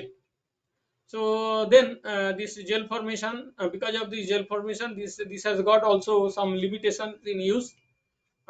Then further developments was being tried by this thing transformer users. So then in 1990s, that ester oil was being introduced. That was then further development was that esters, in that ester there are two types: one is synthetic ester, another is vegetable ester. And this biodegradable, both are biodegradable, and this vegetable ester are called natural ester. More emphasis is being given on natural ester because it is biodegradable and renewable. Along with that, there was a development of nanoparticles. So people have tried to add nanoparticle for further improvement of this properties of this transformer oil. So here we can see this different structure of these various compounds which have been being tried. This is structure of natural ester. It has got three branch structure, this and then have a long hydrocarbon chain. So this, as I have told in previous slide, that natural ester is the new one. Then why we are going to choose this natural ester? So thing is that it is biodegradable. It is reported that it is 97 to 99% biodegradable as per this coordinating European Council. And it is a very fire less, it is very less fire hazardous because its fire point is more than 360 degree, and it is called K class. And then it unlike others, it does other oil, it does not produce sludge, rather it forms gel. So due to oxidation there will be no deposition of sludge. Another advantage with this natural ester is that it moisture solubility, which is 20 to 30%, 30 times more than this conventional petroleum based mineral oil. So what it does, this is keeps huge amount of water in soluble state, so that from paper solid insulation, any of moisture is there, it will be attracted towards this oil. So paper will be kept dried and paper strength will increase. So generally it has been observed that transformer life mostly depends on the insulation, but this oil can be changed. But whereas the solid insulation changing is very tedious and costly affair. So this, if we are able to use this natural ester, then solid insulation's life is extended. So that is another reason why we have to this thing use this natural ester. Now this we have some drawbacks with this. Though natural ester oil are very good transformer oil, but it has some problems. What is those things? That is tan delta. Dielectric dissipation factor increases with higher temperature. What we need for transformer is that it should have high, it should have very low this tan delta value. Similarly, it has got very high pour point and high viscosity and poor oxidation stability. So these problems are not good for these characteristics are not good for a better transformer oil. So we need to have some improvement. For that improvement, it is possible that we can mix with mineral oil. So mineral oil is light, having less density, less viscosity. So if we mix with that, then we can get better oil with low viscosity, high pour point. And then in order to avoid this poor oxidation stability, that transformer can be very tightly sealed. What is called hermetically sealed transformer can be used in order to avoid moisture and oxygen contamination. And then this natural ester is having some unsaturated carbon-carbon unsaturated double bonds are there. So this more number of double bonds is creates some oxidation stability problem. So we have to select natural ester with less number of saturation, unsaturation rather. So or otherwise, if we don't have, then we have to process chemically to reduce this unsaturation. Then further improvement is possible with addition of nanoparticles. So this now our interest is that whatever natural ester is there, we have to try this improvement adding natural ester. Along with that, this another option is that mixing of the natural ester with mineral oil. So if combination of both is tried, then we can have some better liquid as insulating oil. So it is another problem is that we are see in the beginning we were discussing that petroleum based mineral oil we want to avoid because of this is hazards, is low flash point or fire point, and then it is biodegradability is less, it is less than 30%. So we have to now we have huge number of transformer in running condition throughout the world, which are filled with petroleum based mineral oil. So then we may need now to replace this mineral oil with any means this is natural ester. So in that case, there is a chance of mixing, because at the time of retrofilling there will be 5 to 20% this natural ester sorry mineral ester will be there retained in the transformer. And after some time also, after doing this refilling, then some of this oil which is still continue to retain in paper, that will come back. So ratio also is changed, getting changed, and that way this dielectric property of the oil will change. That will have effect on transformer performance. So different people, the researchers, they have worked this mixing of mineral oil with natural ester in different ratios. It is reported in some literature that 15% Ni with 85% this one is found to be The excellent. lecture mic. Can you please change your Yes, slide? yeah. Now this natural this slide we can see that different kinds of nanopowders which are being used in transformer fluid application. This natural ester, when we add these nanoparticles in that, so what we find that this breakdown voltage that improves.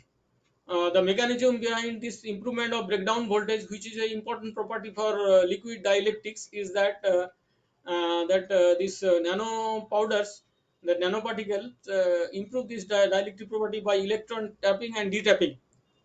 And this nanopowder addition also it increases this thermal conductivity property, improves, and then in some cases it has seen that improve the viscosity also. And this way there is by improvement of this thermal conductivity and other viscosity, if we are able to improve, then the normal life of 30 to 40 years, that we can extend that life of the transformer. So this is the very simple this one procedure for making nanofluid, where nanopowders has to be taken and then add with liquid, that is transformer oil, then mix mechanically, then with ultrasonic, then we have to perform different kinds of tests, to find its applicability. Objective of this study is that this we have seen from the literature on other reports, that the nanopowders has been widely studied for mineral in mineral oil, and it has been used in synthetic oil, or also to some extent it has been tried with natural ester. But this relatively less studies has been performed in blended oil of mineral oil and natural ester. So in this study, this blended oils has been selected for study, and then as nanopowder titanium dioxide has been selected. And this the what that mineral oil what has been selected is um, middle age mineral oil. This was taken because this in transformer there will be hundreds of material which acts as catalyst for degradation of the oil. So simply in laboratory what we do is that we use craft paper and copper catalyst. But so if we take middle aged oil, so it will contain other material also, so it will be we will be very close to the real situation. So this is the coding of the sample. 10 samples are prepared. The sample 1 and 2 are 100% Ne and MO. Ne means natural ester, MO is that the petroleum based oil, and then 3, 4, 5 are this one, that this blended oils of Me and Ne. Then 6, 7 are the pure Ne and MO with 0.02% titanium oxide. Then 8, 9, 10 are blended oils with 2.02% titanium oxide. In this slide, we'll discuss this viscosity of these samples prepared. So viscosity is an important parameter for this transformer oil, because low viscous liquid is preferred as dielectric, because it gives better heat dissipation by good circulation. So here we see this one is pure Ne. In this rate of this viscosity, that decrease of viscosity with temperature, that rate is more in Ne compared to other. That is one advantage of Ne, that with increasing little increase in temperature, Ne become more viscous.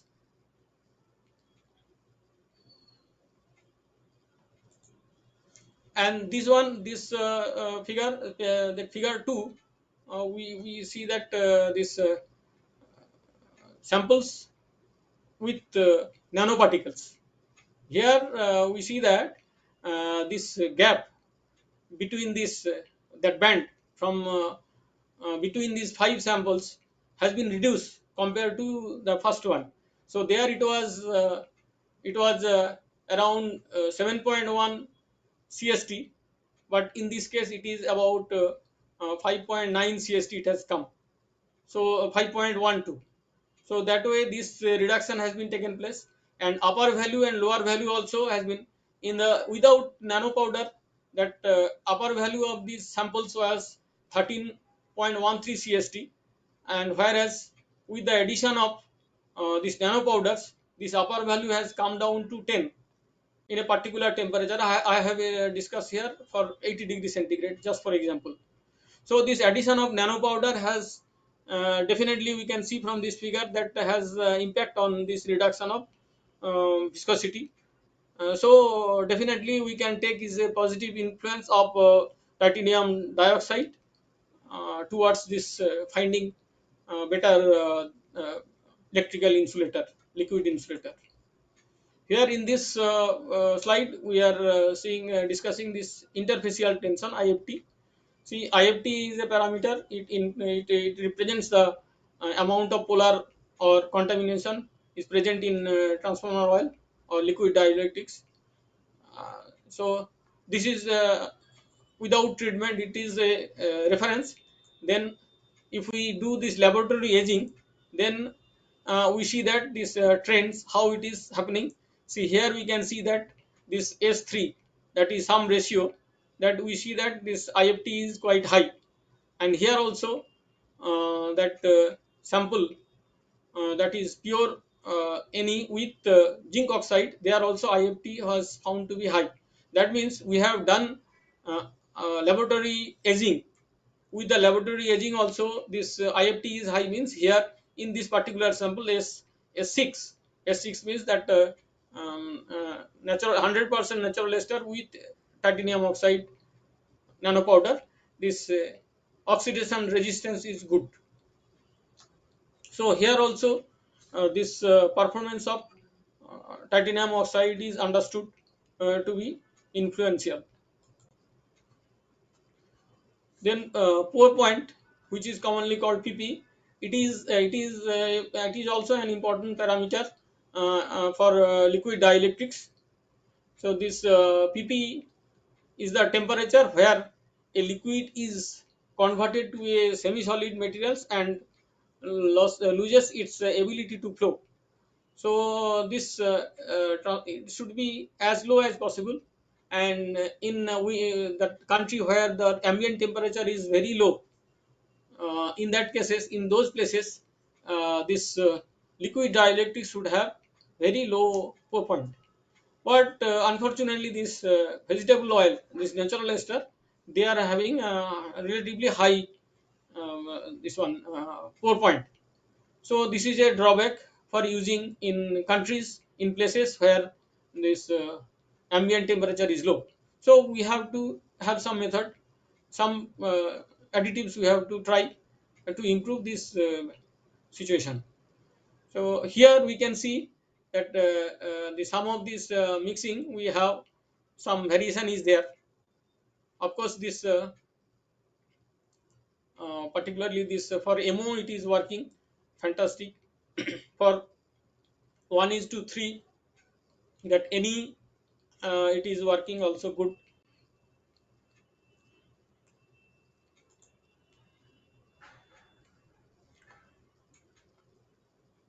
This is poor point of this other for oxidized samples. So here also we can see this sample 7, it is found to be very good. This particular combination with is that nanofluid, presence of nanofluid has influenced the reduction of pour point.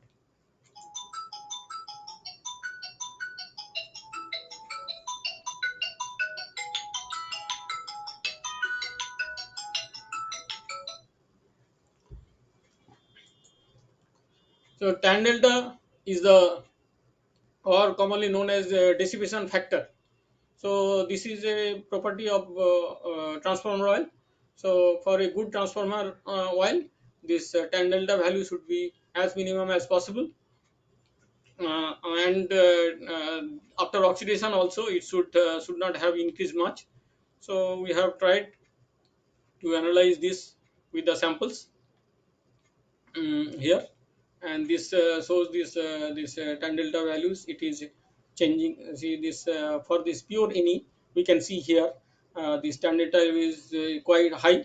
This is because compared to the pure MO, this is because these Nes are that drastic difference between MO and Ne.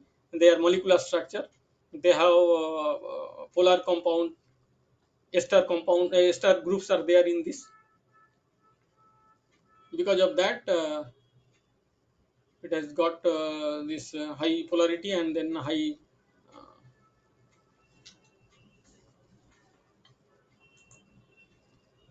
tan delta with the increasing this ratio of MO in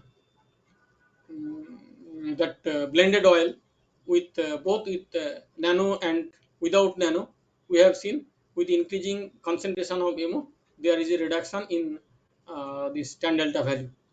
So from here we can understand that definitely we can get some particular ratio and particular concentration where we may get better composition. And in sample S7 it has shown that MO means mineral oil with zinc oxide has shown very low tan delta value. This is tan delta value of this aged laboratory aged sample. See where here because of oxidation was uncontrolled, so this trend was completely different and it is not able to conclude. But somehow this one particular composition, say for example here, we saw some better result.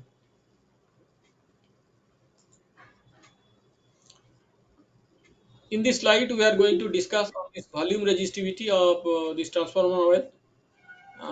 This figure 9 represents this volume resistivity of natural ester and its on this blended samples and nanofluids.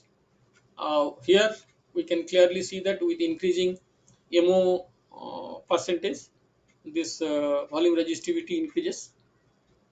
And in other one, this figure 10, where this volume resistivity of uh, MO and pure MO and MO with zinc oxide, titanium oxide, nano powder, that nano fluid has been shown.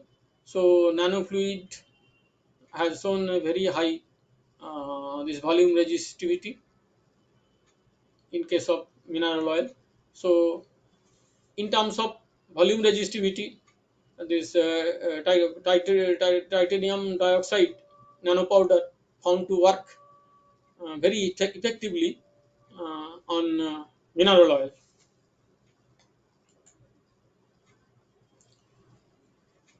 This is this figure 11 and 12 are on this again volume resistivity of this oxidized laboratory, thermally oxidized in laboratory, those samples.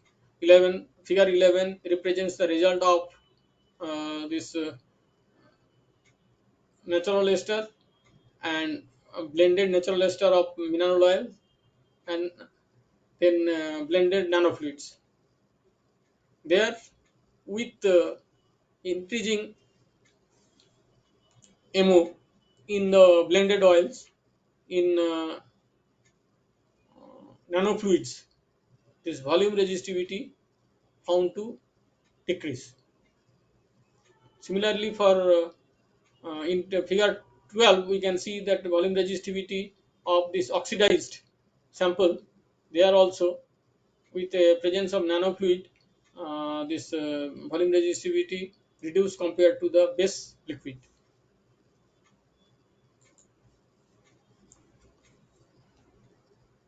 See, when we are going to do the this one analysis or any kind of conclusion on this transformer oils performance in service, this visual inspection is very important there.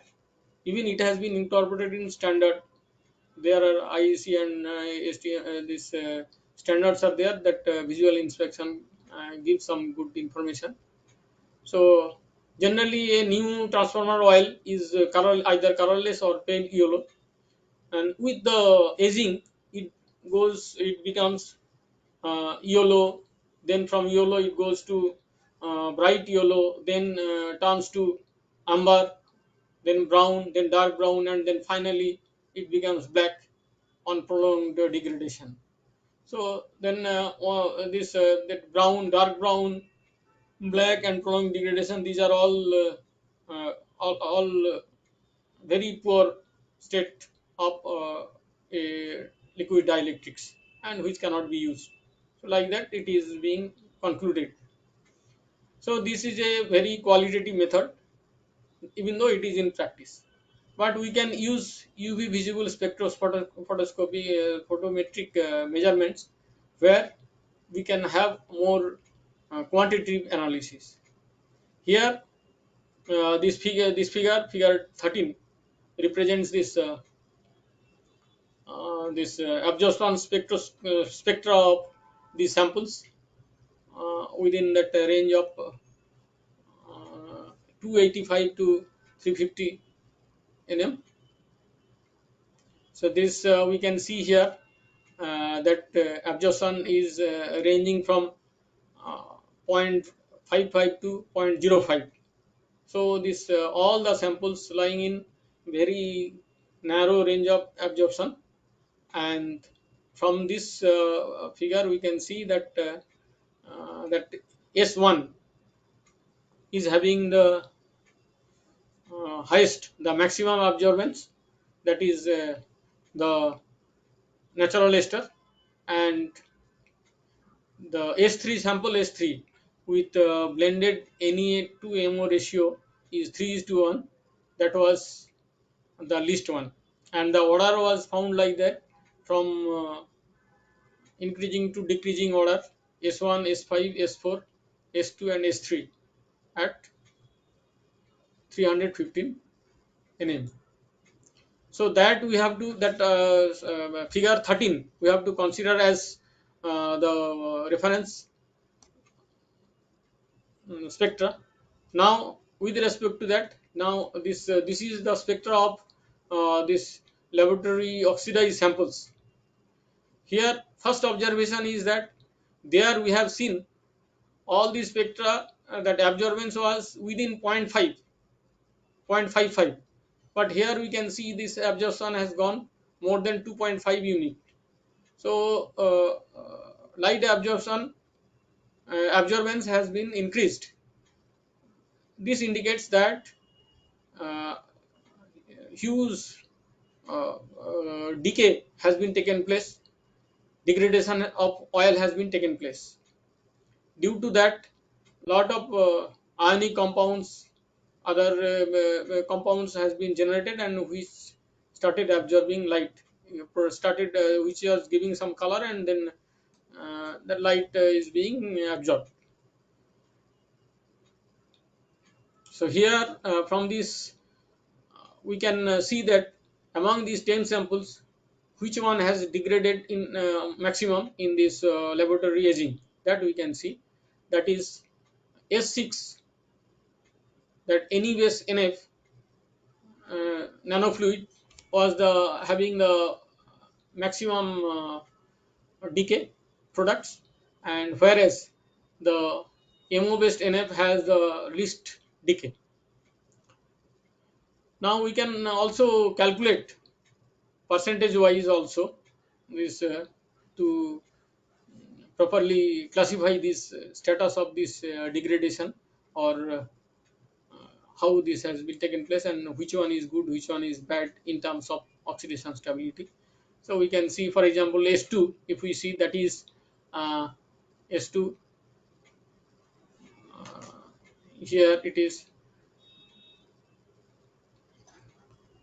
316%, and whereas S7, when MO is added with TiO2, then its absorbance was 58.5%. So huge difference has is there.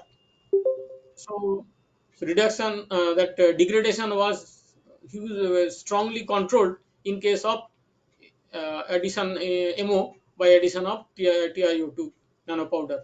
So effect of this nanofluid can be easily visualized here, that with addition of nanopowder, this MO, or this oxidative degradation of MO is reduced strongly.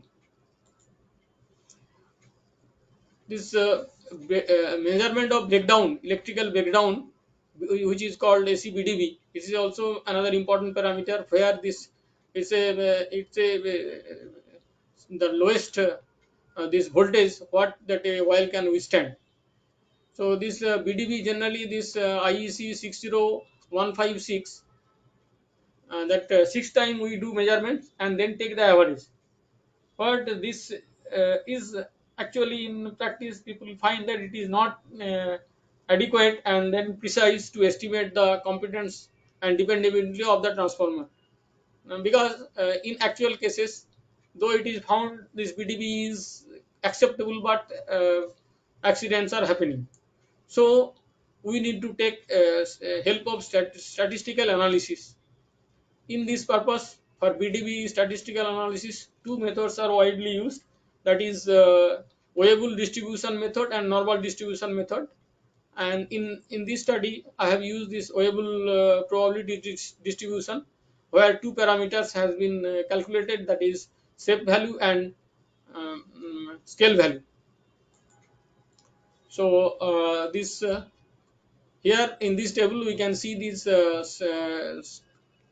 step value and this scale value and shape value of these samples 1 2 3 4 5 6 7 8 9 10, all the samples we can see.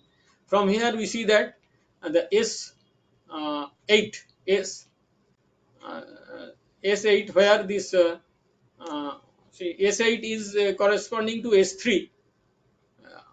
See, when we are adding nano powder titanium oxide to S3, it is becoming S8. So that if we compare S3 with S8, we see that its breakdown voltage probability, that is scale value, is almost same, 73 and 71. But whereas its shape value is increased from 7.5 to 9.5. So a lot of improvement is there in the shape value. That means these values, we can understand that these values are close apart. So this mostly if we conduct this BDB analysis, most majority of the BDB breakdown will takes place very nearby 70. If this is less, say for example in some sample it is 3, that means it will be wide apart. One can be 70, other can be 50 also. So that way this S8 we have got good improvement with the addition of titanium oxide. Then from BDB we can say that other sample that 3 is to 1 that shape value and this ratio is enhanced. So to conclude, we can say that viscosity is one of the important parameter where we have seen this range of all these samples has been reduced uh, from 7 to 5, and then upper limit also from 13 CST to 10 it has come at 80 degree. So there is good improvement has been observed for this thing in nanofluids compared to its base fluid and base blends. In case of pour point, there was one sample nanofluid with 1 is to 3 Ne by Mo, where we have got this minus 51 pour point, which is a very good pour point we have got, though this nanofluid and MO are having about minus 30 pp. So that way nanofluid this nanoparticle addition has shown improvement in that particular composition. For in case of volume resistivity, nanofluids has exhibited good performance in case of MO. Then when we have carried out this spectroscopic study, there also in some sample we have seen that it has got some improvement in terms of this uh, resistance to oxidation. Then from wearable analysis we have seen that with addition of nanoparticle in particular sample with particular ratio that Ne is to MO 3 is to 1, their improvement has been taken place in their shape value. So this is a reference. I thank our management, Central Power Management of Central Power Research Institute for giving me this opportunity for doing this work and publishing. And definitely, I am very thankful to Team Nano 2023 and to Dr. Alan Cathay.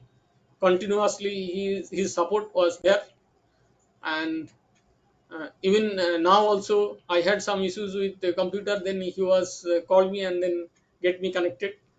So, and all the audience and participant, thank you all for presence hearing.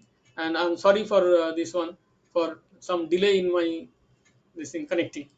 Thank you again.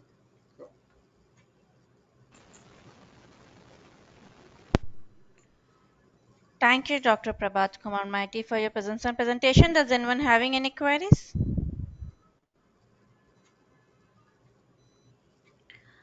I hope there are no queries. Once again, thank you for your presence and presentation. Now let's move Okay, on to thank the you. next presentation. Thank you. Now let's move on to the next presentation. Is from Dr. I.K. Batisha from National Research Center, Egypt. Hello, Dr. Batisha. Are you ready with your presentation? Hello, Hello, please. Dr. Batisha. Hello. Yeah, now I'm making you as a presenter. Can you click on the share button to share your screen? Yes, I am. I, sh- Have you I got any pop-up window?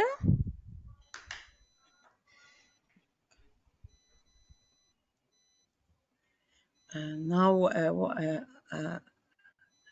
how to share the screen. When I press on Yes, sharing the screen, it doesn't yeah, work. then select entire screen in that.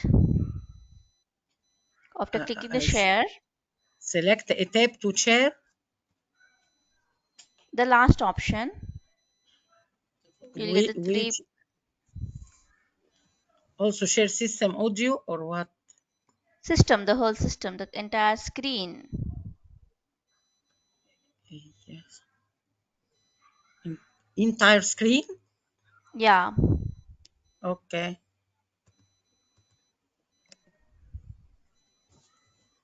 Then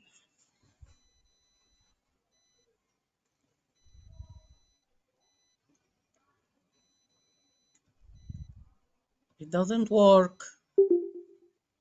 may I know which device you are using? Is a MacBook or a no? When I'm Or pressing which, on entire screen, it doesn't work.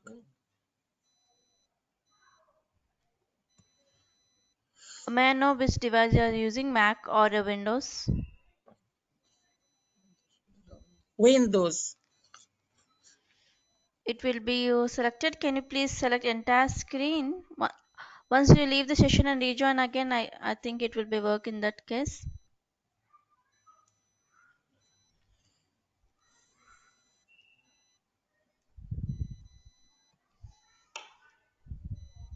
Just a minute, please. Okay.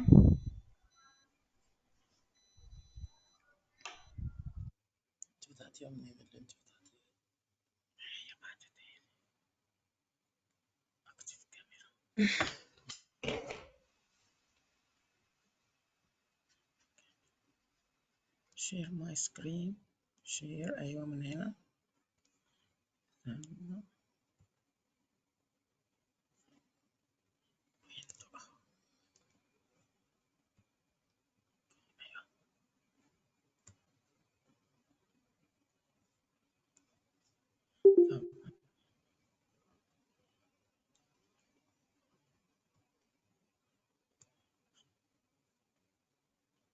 share.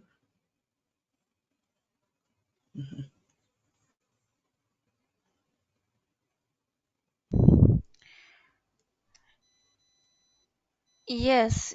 Screen is shared. Please open your PowerPoint presentation. I open a yes. It's okay now. It's okay. Can you make it as a presentation mode? Okay, I will begin now. Yes, it's perfect. You can start your presentation. Thank you very much. Um, Good afternoon, everybody. I would like to thank all the organizer of this interesting event. My name is Ines Kamal Batisha from National Research Center, Egypt. The title of the lecture is Nanomaterial Challenge for Industrial Applications. I would like to introduce to you what we prepare in our lab in Egypt and to adjust the preparation to obtain an end product in nanostructure phase and to be applied as two interesting way of application, which is solar cell higher efficiency and to have a planar waveguide and optical amplifier by using our adjusted, selected, and prepared samples. The way of preparation is the sol gel preparation. Sol gel technique, we have four way of preparation for methods: spin and deep coating for thin film, and monolith for glass, and powder method at the end. This is a quick and easy shape of the skeleton of the sol gel spin coater for preparation of thin film, where we have here a turntable attached to a motor. Then the substrate is attached on this table, which turns 7,000 per minute round per minute, and the solutions was dropped drop by drop on the surface of the substrate in homogeneous way to have homogeneous and adherent film. The monolith is a simple method too, in which I choose well the precursor needed for the preparation, and after reaction and stirred on magnetic stirrer for a long time, we put the end product or the solution in a mold or in a vial, plastic mold or vial glasses for 21 days at 60 degrees centigrade. The advantage of the sol gel technique is a lot, but in my opinion, the most important one is that it can give us an end product in nanostructure phase without any modification. Those are some of the sample prepared to help in this topic, where we have here the thin film by spin and deep coater and powder and monolith samples for the silica and silica phosphate doped with some rare earths and some transition element, all of them centered at different heating temperature. Also here we have the silica phosphate, the titania phosphate, silica titania and silica phosphate, both doped with rare earths and heated or centered at different temperatures. Small idea or overview to the up-down shifting higher efficiency solar cell. The energy economy in all over the world depends mostly on the stored energies, such as the oil form, natural gas, and nuclear energy in the form of uranium isotope, as it is known well that an energy source can continue only until it is run out of. The only solution is to use clean source and renewable energy, such as solar cell, which is one of the most promising energy clean source. For that, we are interested to find way for increasing such important renewable clean energy by enhancing the solar cell present already. Second is the second application or the second goal of this topic is the waveguide. The basic structure of the most common waveguide geometry are three kinds. First one is the planar waveguide. In this kind or geometry of the waveguide. We have the film in the middle of the two area. The up one is the air, and the down one is the glass substrate, and then the film is in the middle.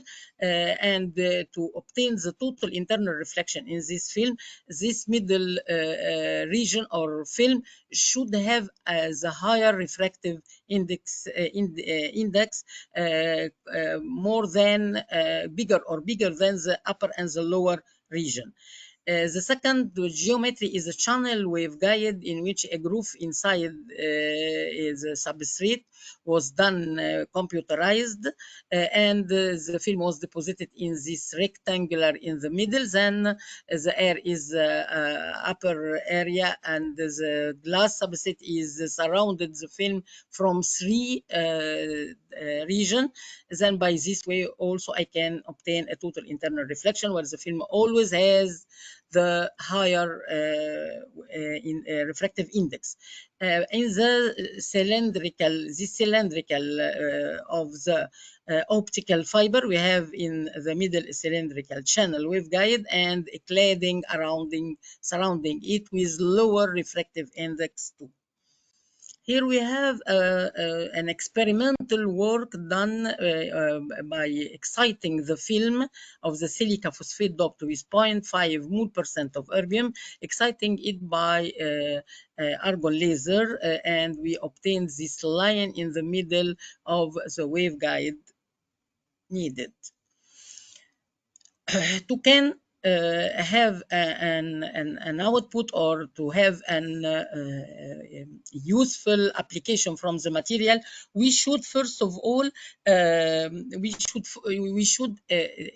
study their properties. Here we have the silica phosphate alone without doping with anything, titanium or with phosphate or rare earth, and we have here large spherical particle bubbles at lower temperature.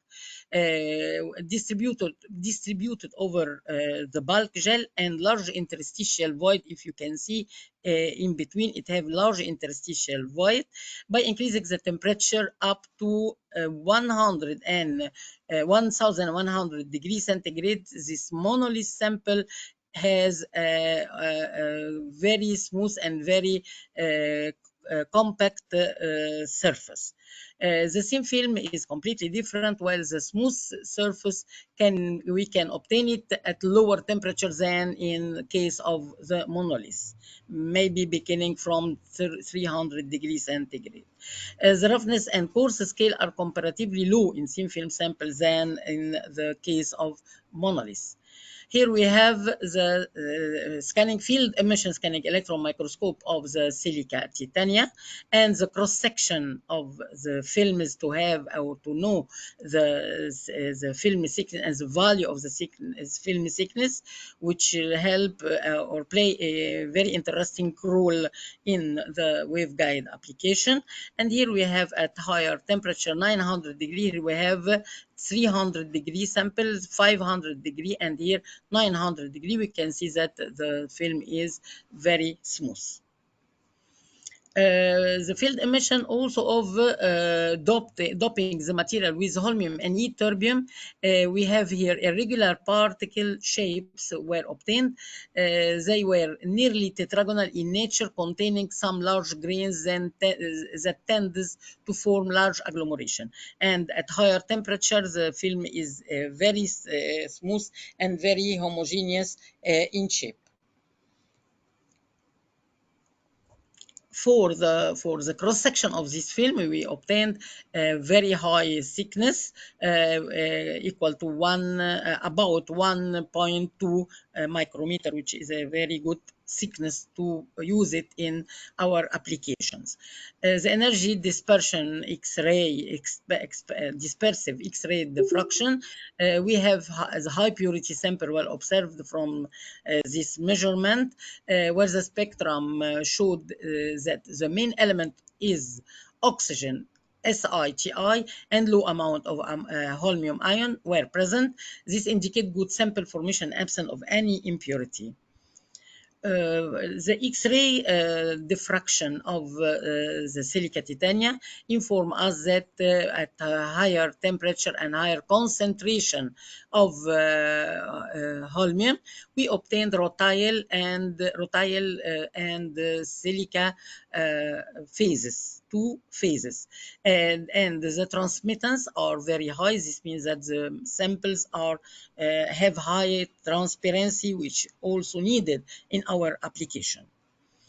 And here, by increasing, let the temperature constant at 1000 degrees centigrade and increasing the concentration of holmium ion, we obtained a new phase besides the rutile, which is the brochite, which always appeared at higher temperature and higher concentration of titanium.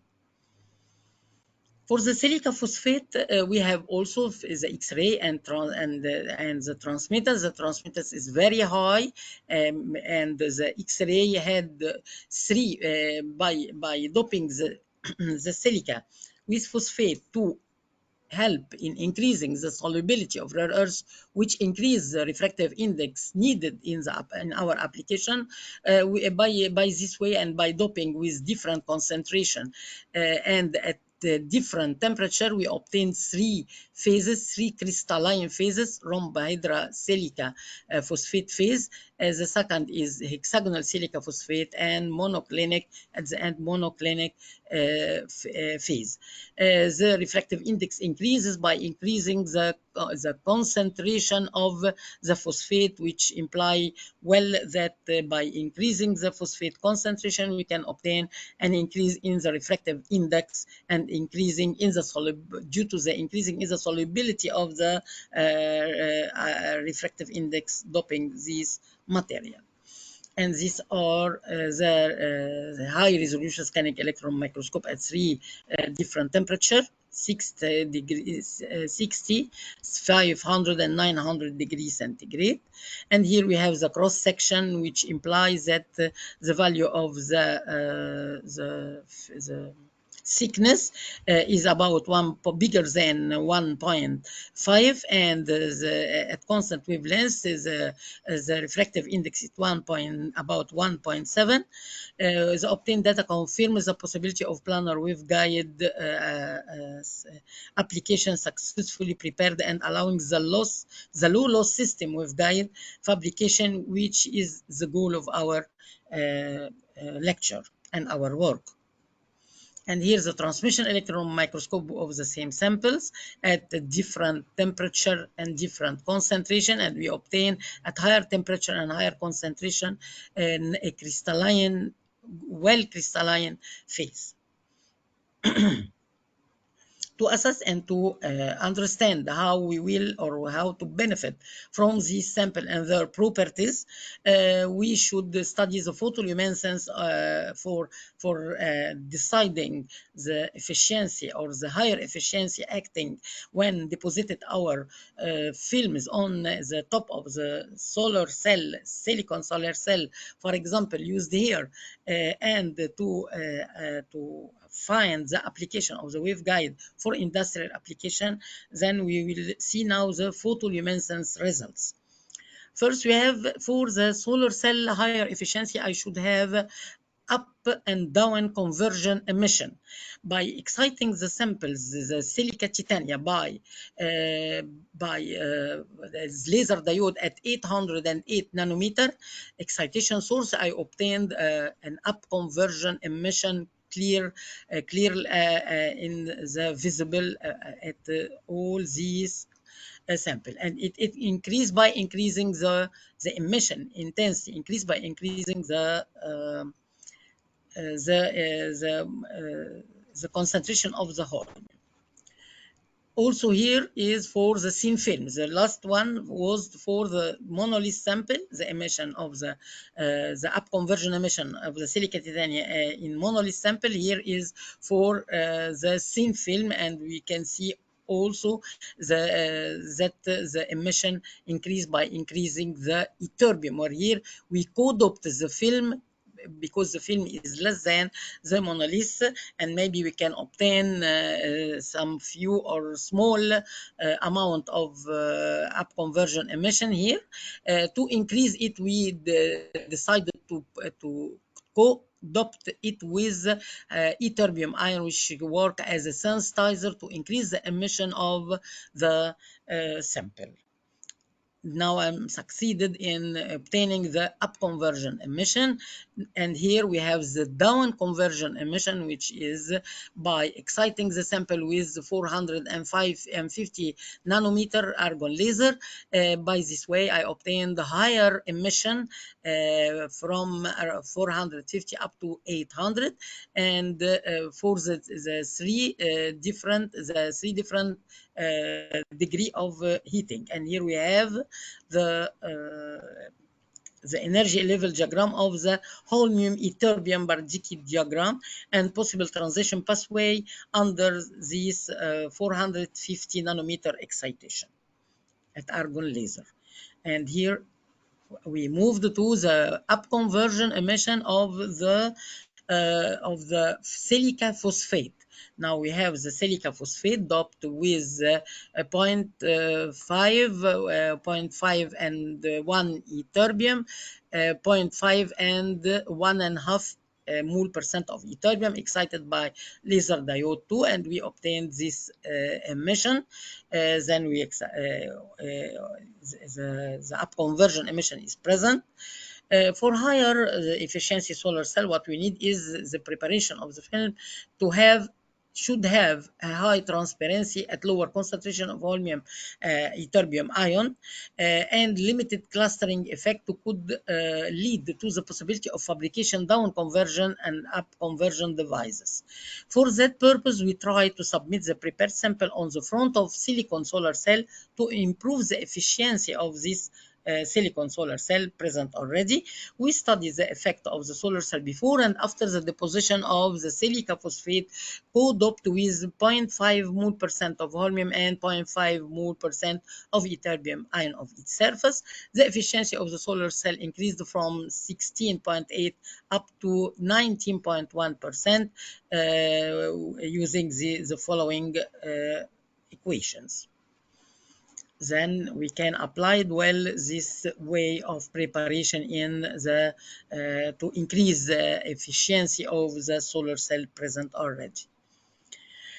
Now I should introduce to you or to understand the way also we have the same way as silica titania. We have high transparency absorbance with the feature of the erbium. Here we adopt the silica phosphate with erbium ytterbium. This is the second goal, is to adopt the silica phosphate not with holmium ytterbium or holmium, but with the erbium ytterbium, where we have a band at 1500 nanometer, which we hope to have the photoluminescence in this band, and we obtained all the feature of the erbium and also the one at around 1500 nanometer wavelengths. The transmittance is high, reached up to 25%, and the refractive index at constant wavelengths increase by increasing the concentration of erbium. The photoluminescence for the sample doped with 20 mole percent of phosphate and doped with 3.5 erbium and erbium ions at 950 degrees centigrade, and beginning from the room temperature up to 900 degree centigrade by increasing by increasing the temperature, we can find that the temperature we can obtain at lower temperature quenching mechanism acted in the samples due to the presence of OH group, which can blind the photoluminescence emission, and then at higher temperature we have the higher emission. This means that I can use this higher temperature in wave sample and this sample at this higher temperature in waveguide application. And here, by comparison between two concentrations, the higher concentration is less than the lower one. And then by this way, I can choose my needs for my application and adjust and optimize the most optimistic sample to be used in this application. And the transition from the first state at 4i3 by 2 to the ground state 4i15 by 2 occurs at wavelengths of approximately 1500 nanometer, which is my goal. And here we have our expected diagram of the total internal reflection process inside the film, and that the film collects the light and propagate it inside the film, not in air and not in the quartz substrate, to have higher, to obtain higher and strengthening optical beam. Here another idea or another show from our lab that we can also prepare the alumina phosphosilicate co-doped with samarium and ytterbium, and others can be prepared by Sol-Gel technique. And here we have the X-ray, which which informs that the sample is well prepared, and the photoluminescence, which gave me the emission of the samarium nanocomposite thin film doped the samarium and the photoluminescence emission of the sample of silica alumina phosphate doped with samarium and ytterbium. And here we have the energy level diagram of the samarium and ytterbium inside the matrix. We have 3 AFM and the scanning electron microscope, which gave us a high homogeneous and high smooth surface of the film. Here we have some recent patent and some publication published by our teamwork for silica phosphate, phosphate and silica titania by spin coating, prepared by spin coating, Sol-Gel and melt quenching too, for optical amplifier and waveguide application.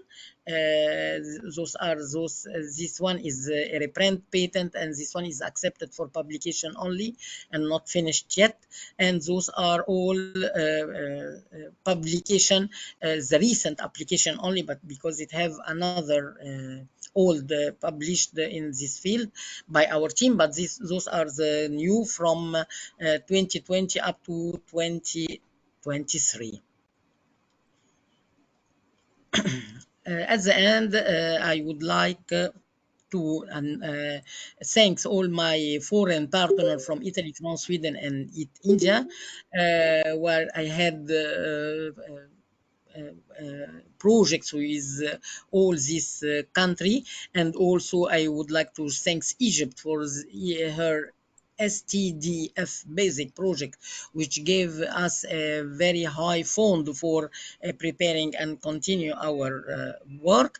And I would like to thank all my teamwork in Egypt. And at the end, the conclusion is that we prepared by a modified Sol-Gel successfully silica titania and silica phosphate and alumina silica phosphate doped with erbium, holmium, ytterbium, samarium, and so on. We obtained the higher efficiency solar cell deposited on silica phosphate and silica titanate on the front of silicon solar cell to improve its efficiency by studying the efficiency of the solar cell before and after the deposition of the silica phosphate doped with holmium and ytterbium on its surface. The efficiency of the solar cell increased from 16.8 up to 19.1. We can conclude also for the waveguides that the prepared sample are good candidate to be used in photonic application for the silica phosphate sample.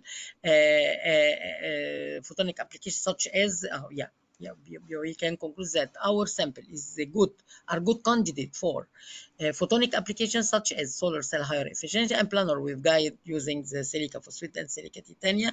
Interesting for industrial application. Moreover, the most needed factor for supporting planar waveguide optical sensor application are the higher refraction index, higher transparency, higher thickness, and the photoluminescence result in the near IR at 1.5 micrometer, which are present in the higher photoluminescent intensity of our sample. Then our sample can support the waveguide optical sensor system application too, besides the application of the higher efficiency solar cell. And we have some values. The refractive indices are 1.7 by increasing the concentration of erbium become 1.713, 1.7493, and at the end 1.75. And we obtained that the erbium ion prepared thin film sample emitted light in the region between 1.1500 and 1550 100 nanometer upon excitation of argon laser and laser diode due to the force shell transition from the first excited state to the ground state. And thank you for your attention.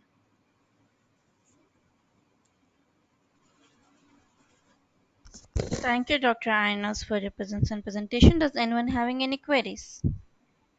Okay.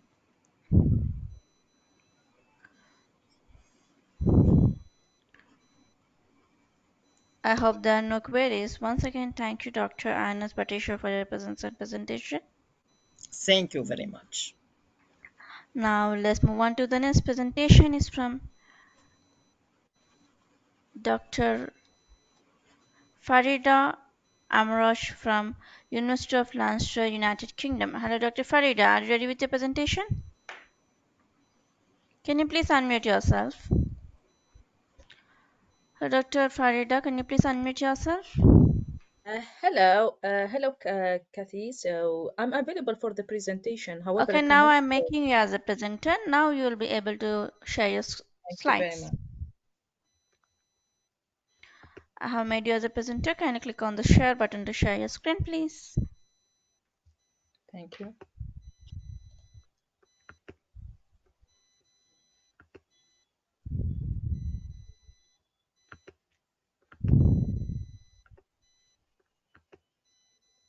Can you see my slides? Yes, your slides are visible. Can you make it in a presentation mode? Yes. Hello, Perfect. You can everyone. start your presentation. Thank you very much. Hello, everyone. My name is Farida Amrouch. I have PhD in chemical engineering from Teesside University. Also, actually, I'm working at Lancaster University as senior research associate in chemical engineering, and I'm chartered engineer, registered environmentalist, and within IOM3 and on associate fellow for higher education academy. So today I'm going to talk about metal magnetic nanoparticles at different magnetization characteristics on enhanced or recovery. The first slide is showing my research team, Professor Martin from Imperial College London, Professor Stephen from Edith Cowan University, and my colleagues Dr. Farid and Professor Basu from Lancaster University. I'm going to start with introduction, then move on to objectives, then present materials and methods, results and discussion, and complete my presentation with a small conclusion. Carbonate reservoirs contain more than 60% of the world's hydrocarbon reserves.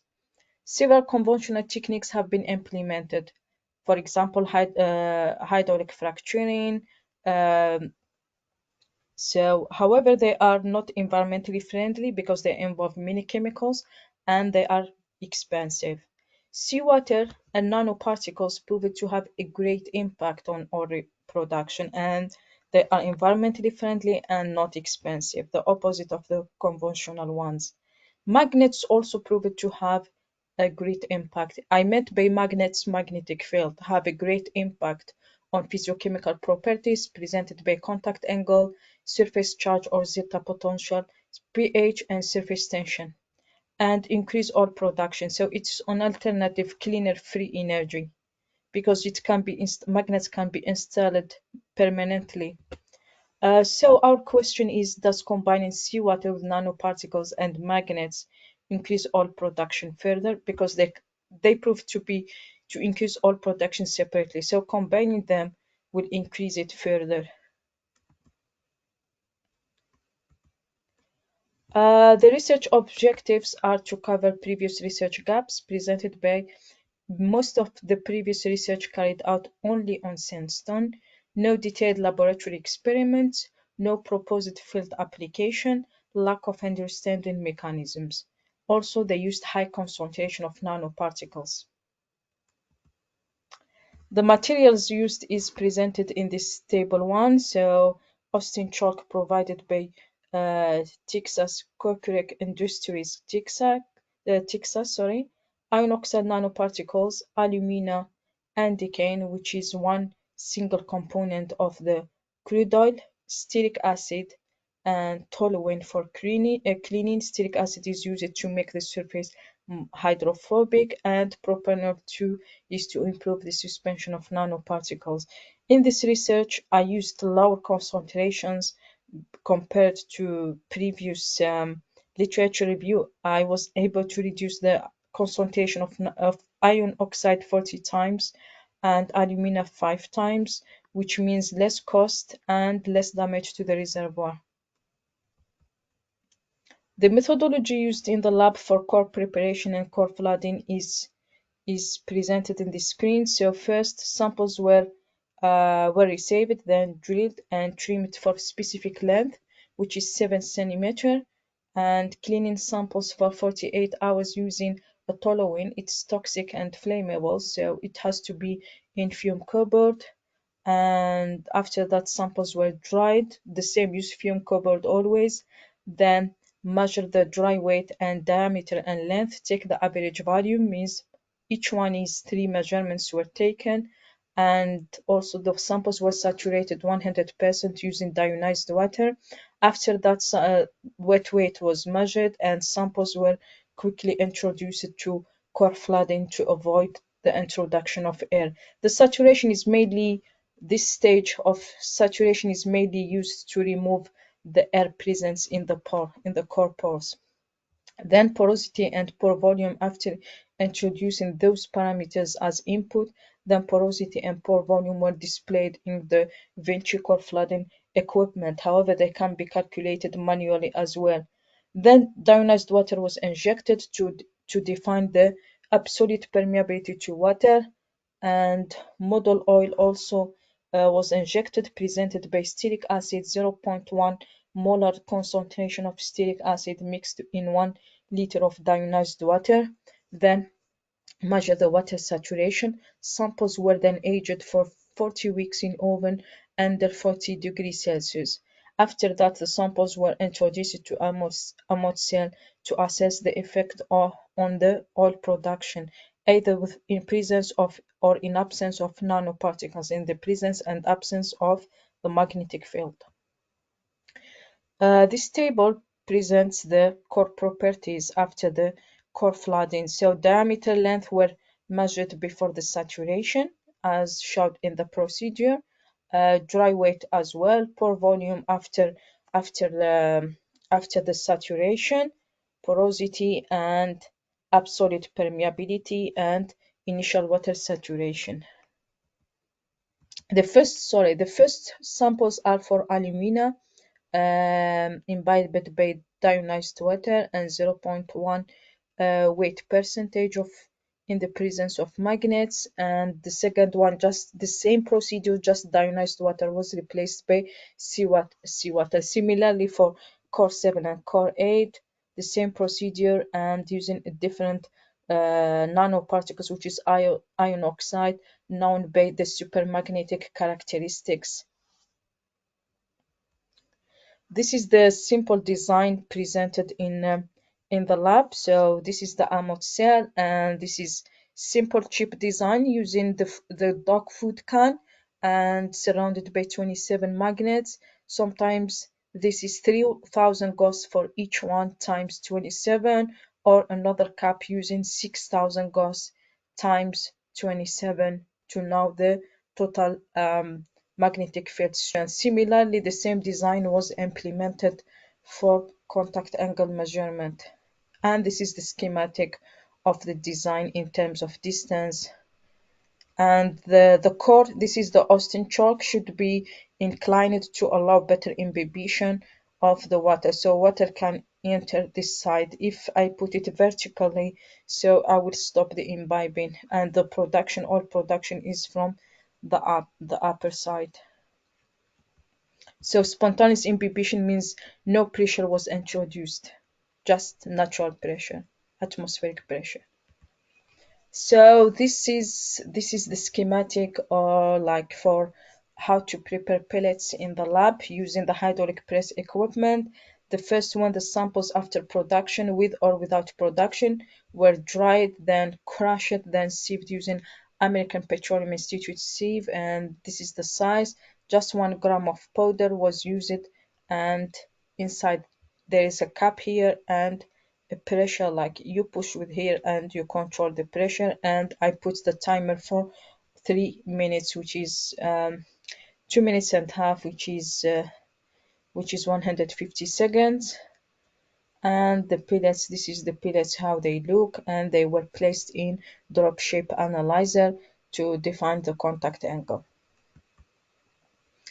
Contact angle, the summary from contact angle, the samples were all oil wet. So this is a summary. This is the initial contact angle before introducing nanoparticles or magnetic field. This is original initial contact angle of oil wet sample after aging and drying them.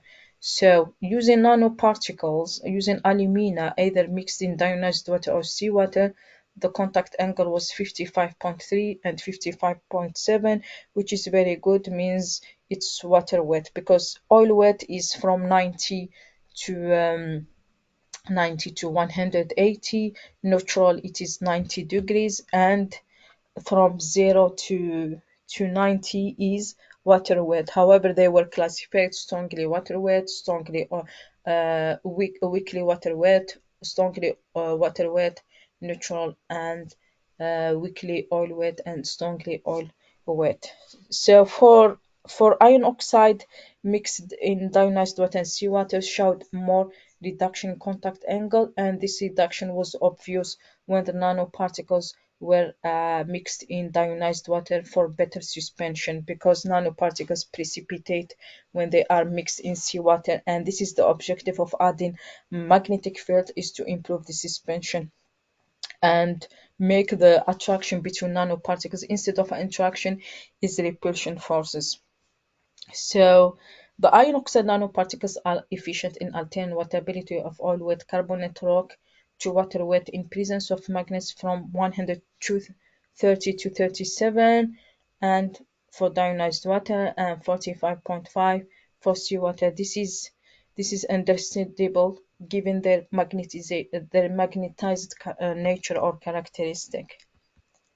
For the oil recovery, which correlates with the findings from the contact angle, and here higher efficiency, higher increase in efficiency in oil production was witnessed within iron oxide nanoparticles. This is mixed in ionized water, which is the highest increase in oil recovery. Then this is the seawater, and of course there is increase within the nanoparticle within alumina as well, but is less than the one of iron oxide. Samples imbibed by the iron oxide. For the magnetic field, there is no increase in oil recovery for samples imbibed by the alumina. This is because alumina isn't a magnetized nanoparticles. And there was increase for oil recovery after adding magnetic field at the end of the iron oxide imbibition. So to conclude, this hybrid technique reduces the volume of nanoparticles considerably, saving company funds while also reaping the benefits of more eco-friendly alternatives. Iron oxide proved to be the best candidate for Austin chalk or carbonate rock due to its supermagnetic nature. Metal magnetic nanoparticles at different magnetization characteristics proved to have a great effect on ore recovery. More more information can be found from this list of references, for example field applications and new insight into the understanding of magnetic field. Thank you very much for listening.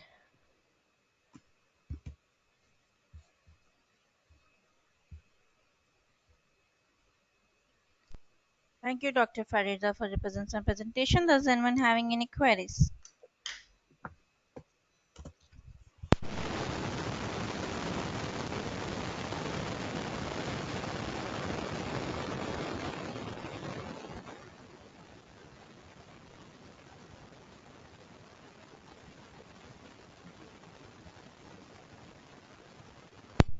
I hope there are no queries. Once again, thank you, Dr. Farida, for the presence and presentation. Thank you very much. Okay, now we will move on to the next poster presentation is from Dr. Valeria A. Macharajan Lacerda from Embrapa, Brazil. Hello, Dr. Valeria. Are you ready with your presentation? Hi, I'm here. Yes, I do. I am ready. Yeah, okay. Now I'm making you as a presenter. Kindly click on the screen button to share your screen, please.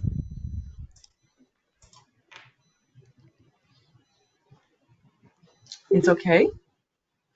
Yeah, it's perfect. You can continue with the presentation.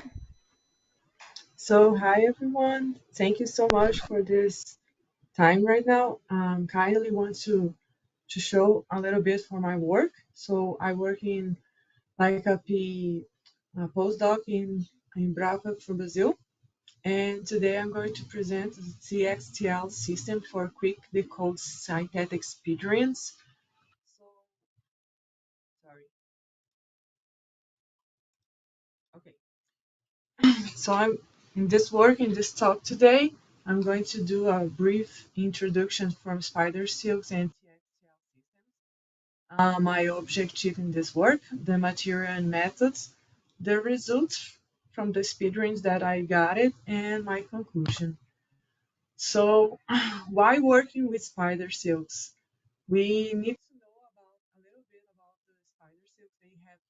They can have also almost 7 glands, different glands that can uh, make some different kind of fibers in the web. And for reproduction, like the piriform gland and the cylindrical gland. But my work is on the major ampullate gland that we have two kind of different proteins that it's responsible for the drag line and for the structure silks from the web. Why working with spider silks? We know that they have unique structure, like very strong and straight kind of material, and they can make ideal from the development of new biomaterials that can be used in bioengineering. So here is a cartoon from the spider silk web. Uh, Spider silks, they are made from a lot of blocks that is constituted from different amino acid sequence that can make some characterizations very unique. So when we have glycine and alanine in blocks and it's very a lot of repetition of them, we can have something like forming beta sheets, and it's going to be something like very crystal. When we have this kind of blocks, it's glycine, proline, and a lot of glycine amino acids, so we can have something very elastic. So we can, knowing this blocks, these motifs that is highly repetitive in spiders, we can take them and make some building blocks for construction what we want. So we in the computer we can make a predictions from this protein and making the plasmids or something to put it in vivo and then make the production in large scale. But the thing is, we have a lot of time in doing all these things, and sometimes the protein is not going to work, is not going to do the system in vivo is not going to produce our protein. So the TXCL system is a system that is not depending on the cells, is alive cells. So we can put the DNA under reaction and it's going to be cell-free. So it's going to work transforming DNA and mRNA and making the translation in protein without a cell. And we can get these things in a few hours. So building the blocks what we want for with the structure that we want in the protein characterization protein in the final what we want to do, we can predict this and see in a few hours if it's going to work or not. So the objective from my work is to inspect this TXL system for fast decoding predicted scientists speedruns. That speedruns are spider silks that we can make in the lab. I work with the spider silk native from Brazil, and this is the National Geographic from this species. And I predict 5 different proteins from this spider and put the DNA inside a microtube. So the final reaction volume is 12 microliters, and in a few hours, incube it in a block. It's in 27 degrees Celsius. I can get it after a few hours. I make some analysis and check how it's going to be morphologies and if it's able or not to work and to construct what we wanted. So here I show you all of the 5 proteins that I make some morphological analysis with the scanning electron microscopy. So we can see here the smallest protein, like 40 kilodaltons, 29 kilodaltons, and 54 kilodaltons, it seems to make some particles. And when we are getting larger proteins like the MASP1 and 2 and the MASP2 that have 32 uh, repetitive, it's a motif that is 32 repetitive motifs. It's the same one. We can see some fiber formations. So I also make some analysis and we see that this particle size is very heterogeneous. So must be 1 and 2 40 times repetitive. It's like 190, and we can see some particles until 880 nanometers. The smaller protein that I construct it's a smaller, making smaller particles like 163 monomers, 163 nanometers, and the highest one is 26 nanometers. When I increase 2 times the 8 motifs repetition, so I get the MASP2 is the major articulate speed range having 16 repetition of the same models, we get something like 340 to 880 particles. I know it's very heterogeneous, but we learned that when we get smaller proteins, it's going to make particles. When we have larger proteins, we can see something like for forming fibers. And I check also the analysis, the morphological analysis in the AFM. And we can also see MASP2 eight times, MASP2 is 16 times, and the other one that is very smaller with 40 kilodaltons, it's also making some particles. For our surprise, the MASP2 sometimes are also making some fibers, so we don't know why. We need to learn about how to control this a little bit better. Um, but when we check some the highest protein, like 77 kilodaltons, it's the the yield from this reaction is very low, but we can, when we make a little bit zoom of this, we can see some fiber formations. And here, I know that you also can see some particles, but when we getting very closer for this image, we can see more fiber formation than nanoparticle when I am comparing this kind of two of material. So, in conclusion, I can see that TXL system is a very quick method to decode in small scale results the proteins that I'm predicting and making the construction. And we also were able to predict the molecular and morphologic characters of new biomaterials from speedring assemblies. And we believe that those steps are essential for efficient choice in the production systems and the investment in the large scale production.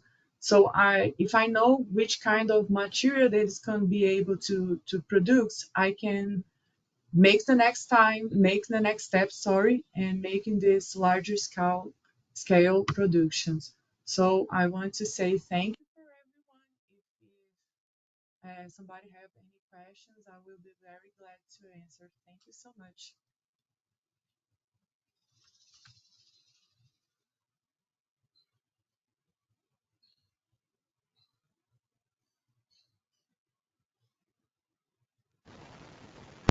Thank you, Dr. Valeria, for your presence and presentation.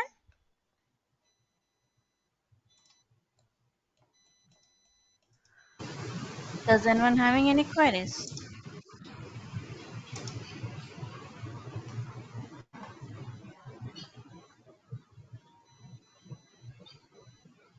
I hope there are no queries. Once again, thank you, Dr. Valeria, for your presence and presentation. Thank you. Now let's move on to the next presentation. Is from Dr. Natalia Turon from Institute of National University, Ukraine. Hello, Dr. Natalia. Are you ready with your presentation?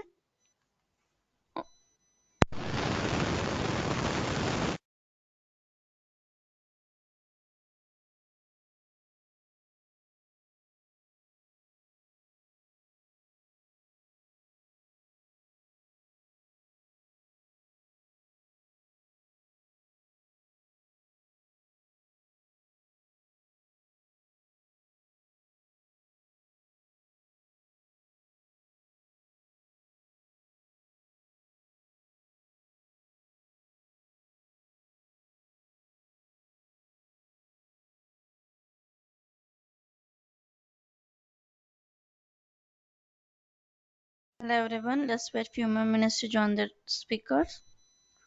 We'll check with them. Thank you.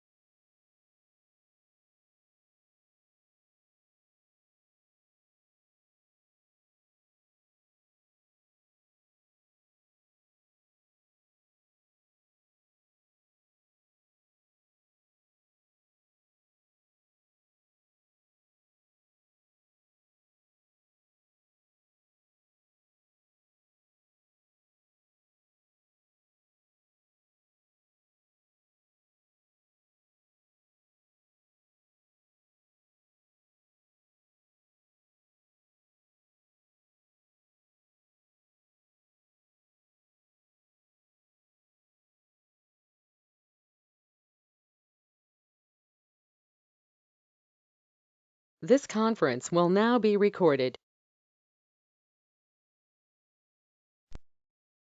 Hi everyone, thanks for waiting. As the speaker has been not turned up due to unpleasant conditions, so by this we have come to the end of day two virtual conference, and I will be glad if you could join us in the next in-person conference, which is scheduled in Amsterdam, Netherlands, in June 24, 25, 2024. So the details will be informed to you by email. We will be very happy if you could share your opinion and feedback to us. If you have any queries, you can reach the program manager, Miss Kathy Allen, and your certificates will be sent to your mail by end of the day. Thank you. Have a nice day.